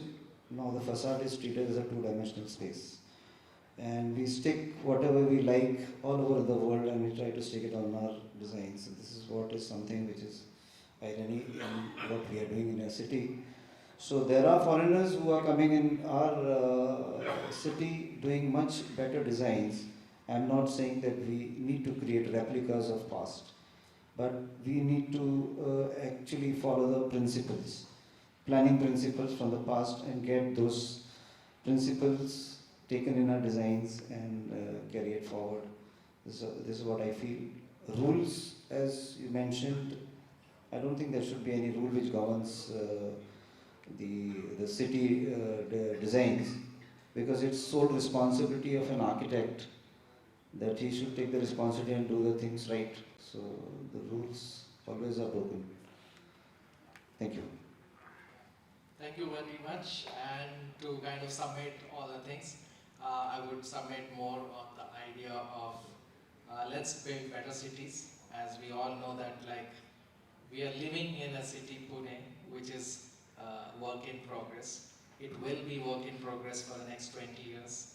If it has been work in progress for the last 20 years. We have seen so much construction happen, it's happening, and it will happen.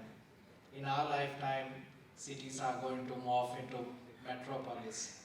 So we do have the onus of taking the responsibility, maybe not at a policy level, but even at the individual practice level.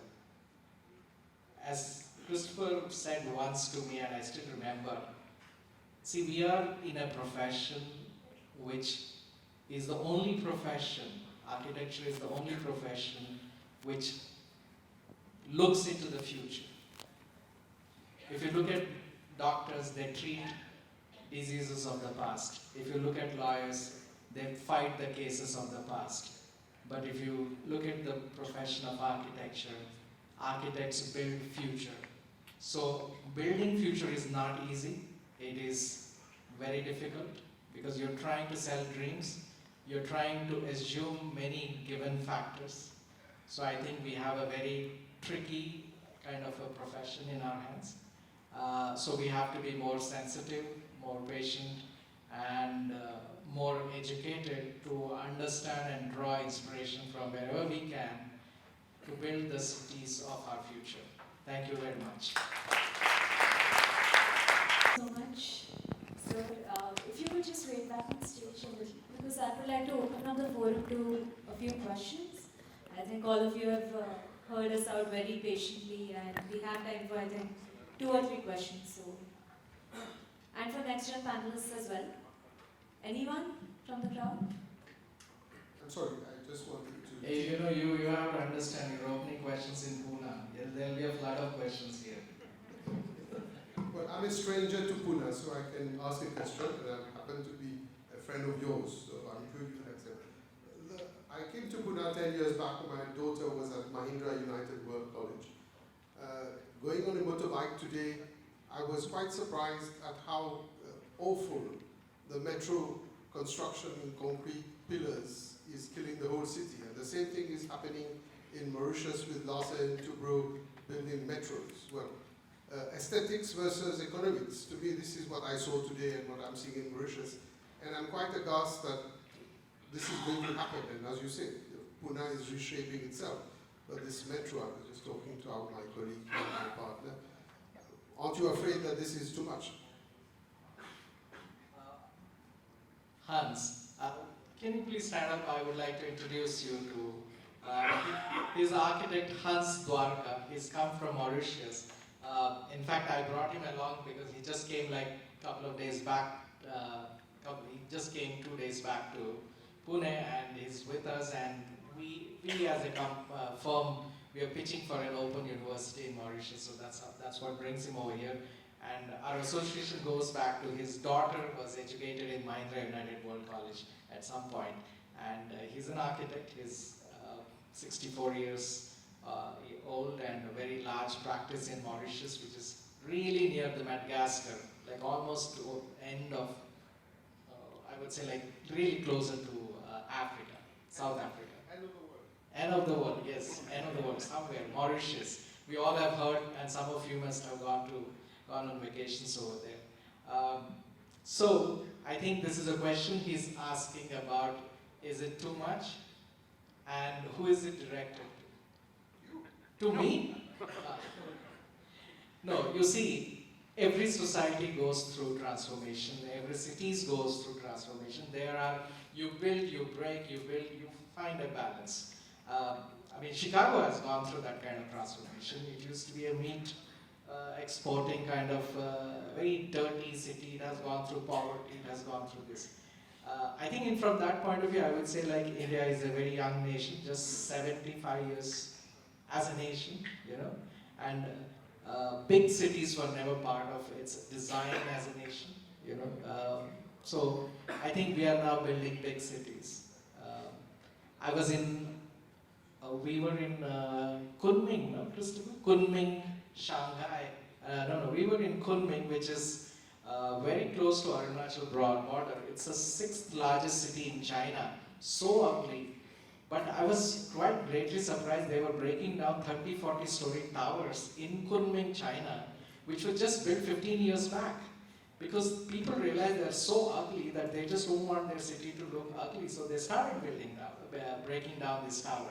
So we will go through the wave that is like, we will build bad, then we'll kind of strip them down in their place, we'll build because the emphasize and the stakeholding, the business goals will be better, so we will build better.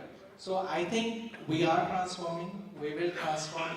It's so large, the issue is so large that it's not something that you and I can decide sitting over here. I think land is like gold in India, even though it's a very large country, but land is expensive. And the price of the land practically is dictating today what we are going to build. So I think we are a transforming society. I have hope that like maybe in the next 30 years we will build better. And I think if I see in Pune has improved its quality of design. Definitely I see better architecture. There was a point when I used to see Ahmedabad as the center of architecture. I think that shift has happened. I see better buildings in Pune, better buildings in Bangalore. I see more architects from Pune and Bangalore actually occupying the top-notch positions when it comes to awards, definitely all sorts of awards. That is something which talks about that it's progressing towards the betterment. I think we have already put that seed. Yeah. I would like to thank all of you because I think this is very rare to have architects that agree to disagree. So good luck to India, and I hope you will all come to Mauritius soon. Thank you. Hello, sir. This is architect Jay Kulkarni. And my question is, you have to be a little louder. Yeah, my name is architect Jay Kulkarni, and my question is to Vikram sir. You said rightly that we had to pave our way as a firm to get the success. But I want to know what's the process to retain the employees in this particular process, because there is always a herd mentality of having them and training them and leaving them. This goes on. So how to deal with it? Thank you. The question is, how do you retain them? Retain the employees. How do you retain them? Yeah. That's a quite challenging question actually. How to retain the employees? First of all, it requires a lot of patience. I think that is how, at the employees end also and the employer ends also. Especially in COVID period, if you see most of the offices also went through a lot of turbulences. Our employees' salaries were reduced and they were happy to stay back to the offices. So I think creating those values so that they can stay back during when the times are good, that relationship of the employer and employees have been becoming very instrumental for us to retain those employees. That is one. Second is, yes, for us as a practice in the institutional sector, which is a specific, we face a bit challenge because many projects goes into the competition, and nevertheless to say that around 75% of our projects are part of the winning competition. And that is where the team spirit of this, all the employees, that keeps on making high that yes, I have been part of this competition and now this is getting into realization. So probably if you don't get paid that for particular month also, still the competition is won. So down the line after some months the salary will come. But saying apart, that it is always going to be a very challenging to keep the employees, and once we give the freedom to the employees, the way they want to work, and appreciating the product what they are doing, and probably that is the only way the employees get retained. Any more questions? So my question is that for architects and for designers who are just very young and who are recent graduates and who plan to have firms and practices of their own, how would you advise them to manage their finances and getting projects together for young architects and designers? See, I think firstly, architecture is a profession that you really only learn after you leave the college. I mean, you know, it's only on practice. There's a reason why it's called the practice of architecture, and it gets better with practice. Now, it's about.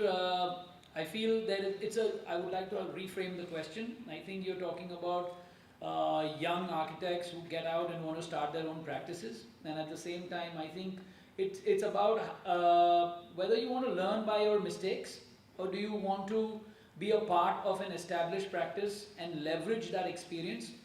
You see, one of the biggest reasons I believe that architecture, and I do believe that to be a fact, suffers as a profession, and it is suffering, is because we try to reinvent the wheel every time. Okay, and there are these young architects who want to get out and make their stamp on the world, as if, you know, we're doing it's like a YouTube reel. You know, you want to do your 7 seconds of fame, and you want to get this one building that will get done.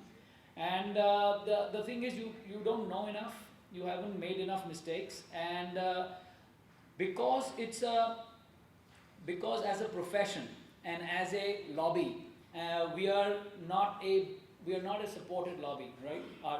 It comes top down. We are a patron-driven profession. We get paid less. We get less fees, we pay less, we therefore can't retain our employees to ask that other question, and therefore everybody wants to wing it on their own. So I think you need to redefine it. I think, you know, no other profession, even in IT, even in technology, even in medical, you're leveraging old ideas and taking them to the next level. Here we are all trying to start from ground zero every time. Every batch wants to become their own star architect, and therefore the profession, I mean, in India, what we are trying to create, and what we really think is a profession that outlasts a certain practice, is that there is a system, there is a growth. We want to be partners with India's $1 trillion economy. We want to build it. You can't build it with a one-year education. So, I mean, you know, we need to understand that, like you said, there are parts of the practice that require the design finesse. There's a part that requires to be able to do a 700-800 crore project. You can't do it with the 3-person team. You need the wherewithal, you need the experience, you need the expertise, as well as you need the vision for the future. Now, if we start collaborating as a profession and as a fraternity, and start to see what we can do as a sum of whole, and instead of each individual guy trying to have this comet-like, you know, trajectory of his career, I think we'll get a better constellation, you know, otherwise we'll just be comments. What was your first project? How you backed it? What was your experience with your first project? And did you get paid for it? Each one. Yeah, so Indrajit is asking, what was your first project and how was the experience? Did you get paid for it or not? How you backed the first project? Yeah, how you backed it. Okay. So bagging the first project, like your first love, is always an accident. Okay, I think it's about you must always get paid.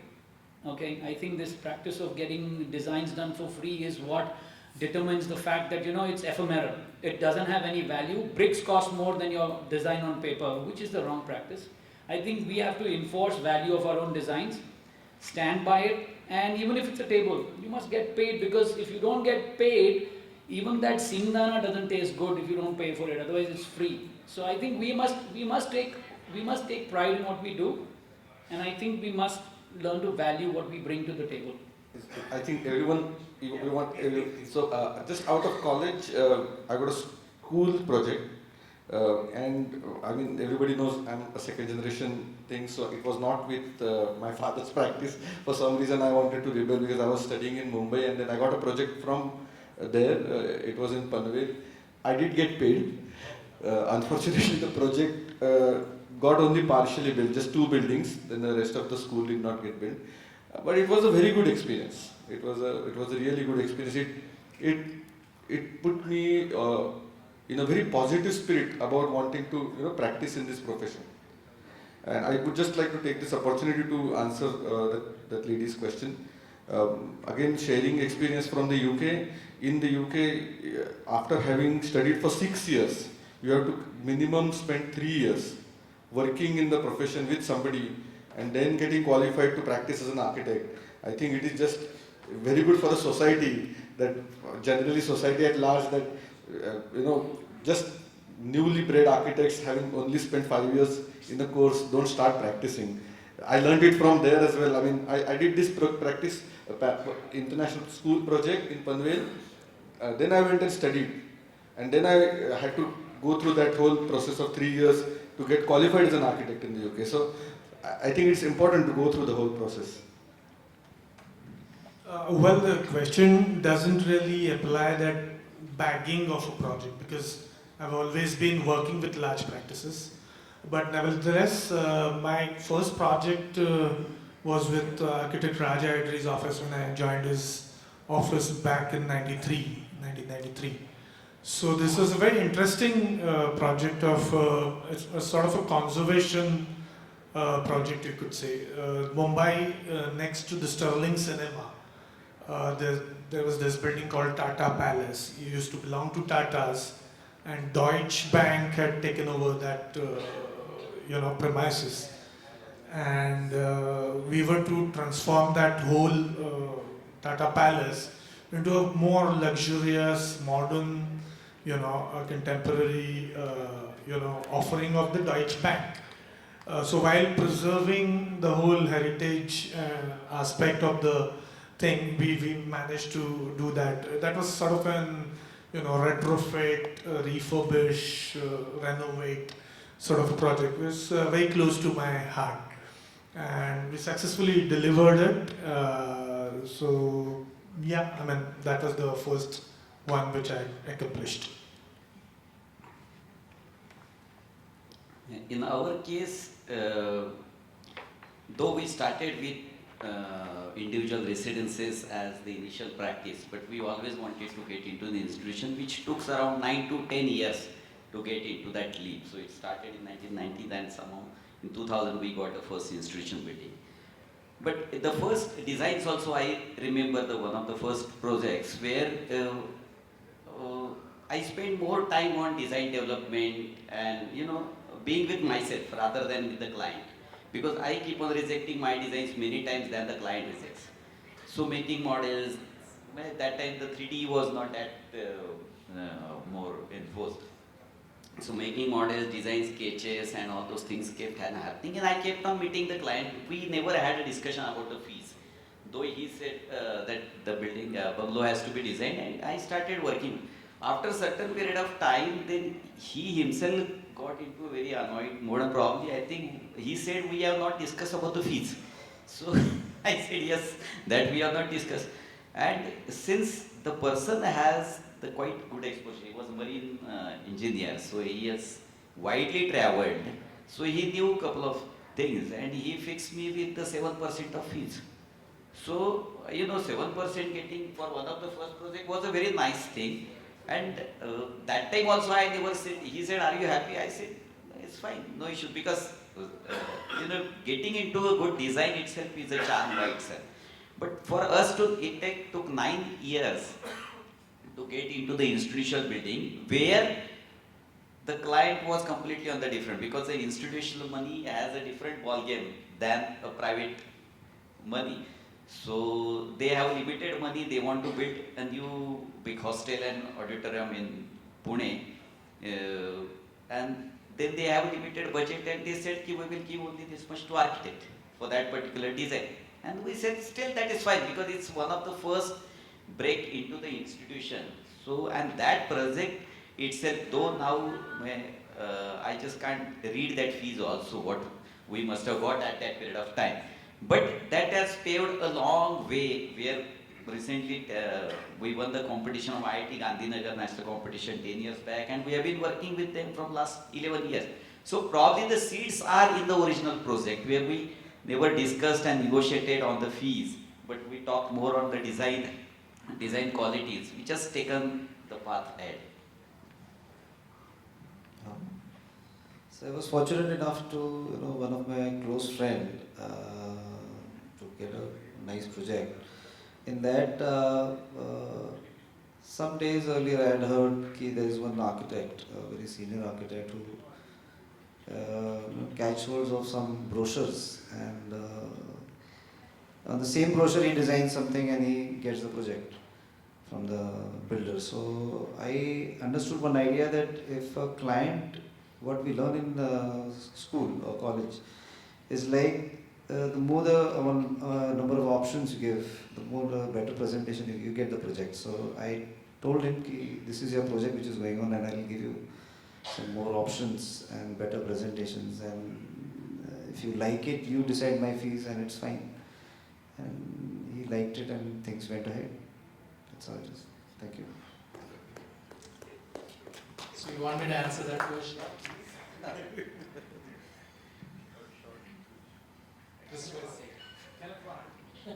Okay, well, I'll make it very brief. I think the first project that we started, Christopher was an academician, and 51 we started the firm, and I was 22, he was 51.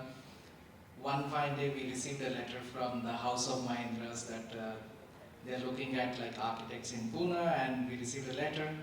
And I told, looking at the letter, that Christopher, since I've never seen Bombay, back in those days it was Bombay, so why don't we go and visit the city, and then we can also attend the interview. And the interview was between 5 people. I think there was Charles Fourier, Christopher, Kanwin there, Uttam Jain was there, and Raja Adrian? Doshi was there, yeah, 5 of us. We went with an attitude that we never going to get the project, because we had no body, we had no office to begin with. And we were only going to Bombay because I have never seen Bombay, that was the thing. And to our great surprise, Deccan Queen reaches instead of 10 o'clock, it reaches at 10:30 or 11 o'clock, something like that, almost an hour late.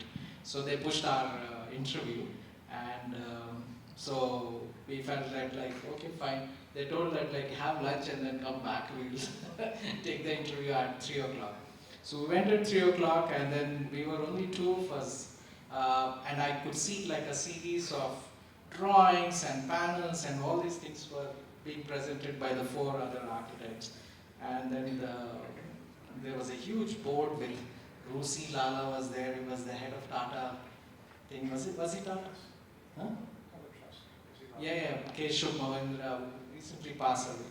All very big shots in Bombay, like they were all in this beautifully wooden carved boardroom, and we both were sitting. Yeah, and I was 22, keep in mind. I mean, I never entered anything of that grandeur, and then he was 51. So like the questions that they asked was, I remember Captain Raj Mohinder asked a question: what is the difference between international school and Indian schools? And there's one word answer that Christopher gave: toilets. And they all had this grin on their face, And I looked at him and I said, I think they liked it, they liked the width of answer. And of course, a series of questions came afterwards, and then we left. We came back to Pune. A week later, we received a letter saying that you have been selected as the architects, and that's when we began. That's when we began. Oh, now what to do? We don't have an office. We don't have a name. We don't have a bank account. Nothing. So that was the beginnings of our project, and they paid us 5%. We worked very hard, and I think we built this project from heart. It came from the heart. I think some of the ideas of Mahindra College are so new back in those days. I think they were never built anywhere, and it has gone to win practically every award that you could think about internationally. And that set us 27 years back. That set us on a kind of a trajectory that we are still kind of, building our practice on. Yeah. So I think I'll declare the panel discussion over now. Okay, last question. Please stand up. Somebody said we have 500 plus colleges, etc., in India. Whenever I am in my college, I just always wonder, we are designing only for probably not even 1/3 of our population. What are we doing for the rest of the 2/3? This is the one question. I think this is a very serious question. I think we would have to discuss this after drinks.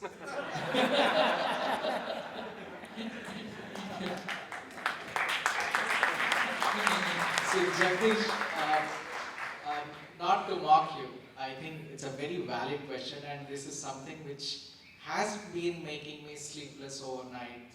Because I've been discussing, we have a panel discussion in our house, Christopher and I live in the same place, so every night we have discussions which are almost like a panel discussion. So that's why a panel discussion comes very natural to me. So what are we as a profession doing to, not 1/3, I believe it's 95% of the population is never touched by architecture. Am I correct? If you look at rural India, if you look at most of, even in Pune, how many people even can spell the spelling of architecture? They say that, oh, he is architecture, like doctor, like lawyer, So I think we need to popularize the profession. I think we need to take it to the masses, and the only way to do is talk about it. That's where Indrajit Sao comes in as a media partner. He will take us to places where we don't reach, and he is going to be the media partner. He's going to take us to the society. So thank you very much for hosting all of us, Indrajit and TP Publishing. Thank you very much. I think we had a lovely time. On behalf of all the audience and the panelists over here, I thank you all for hosting us and hosting a lovely discussion and an evening. Thank you very much. For the felicitation, if you guys could hold back just for 5 minutes so we have some applause in the room. I would like to call Deepanand Bundi, Product Manager, Constructions and Consumer Boston, India, and Suraj Gaudia, Veneer Expert and Senior Manager, Decorative Veneer, Bureau Ply Industries, Rahul Dade, Branch Manager, Pune, Bureau Ply Industries, on stage. Some round of applause from the ones who have spoken.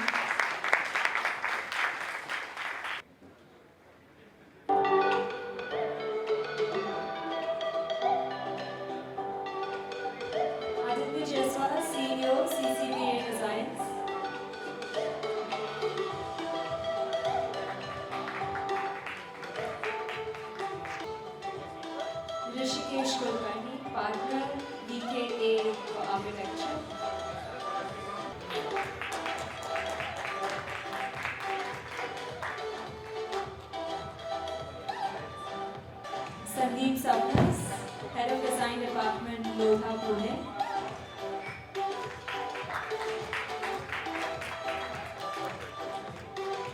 Vikram Hunekar, Director, Indra Consultants. Excuse me, sir.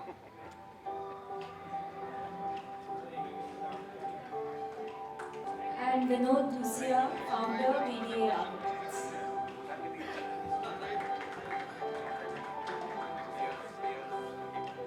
Meanwhile, I would also like to invite Indrajit Saoji back on stage along with Mr. Vardhan Jain, National Head for Systems and Services Business, Signify Innovations India.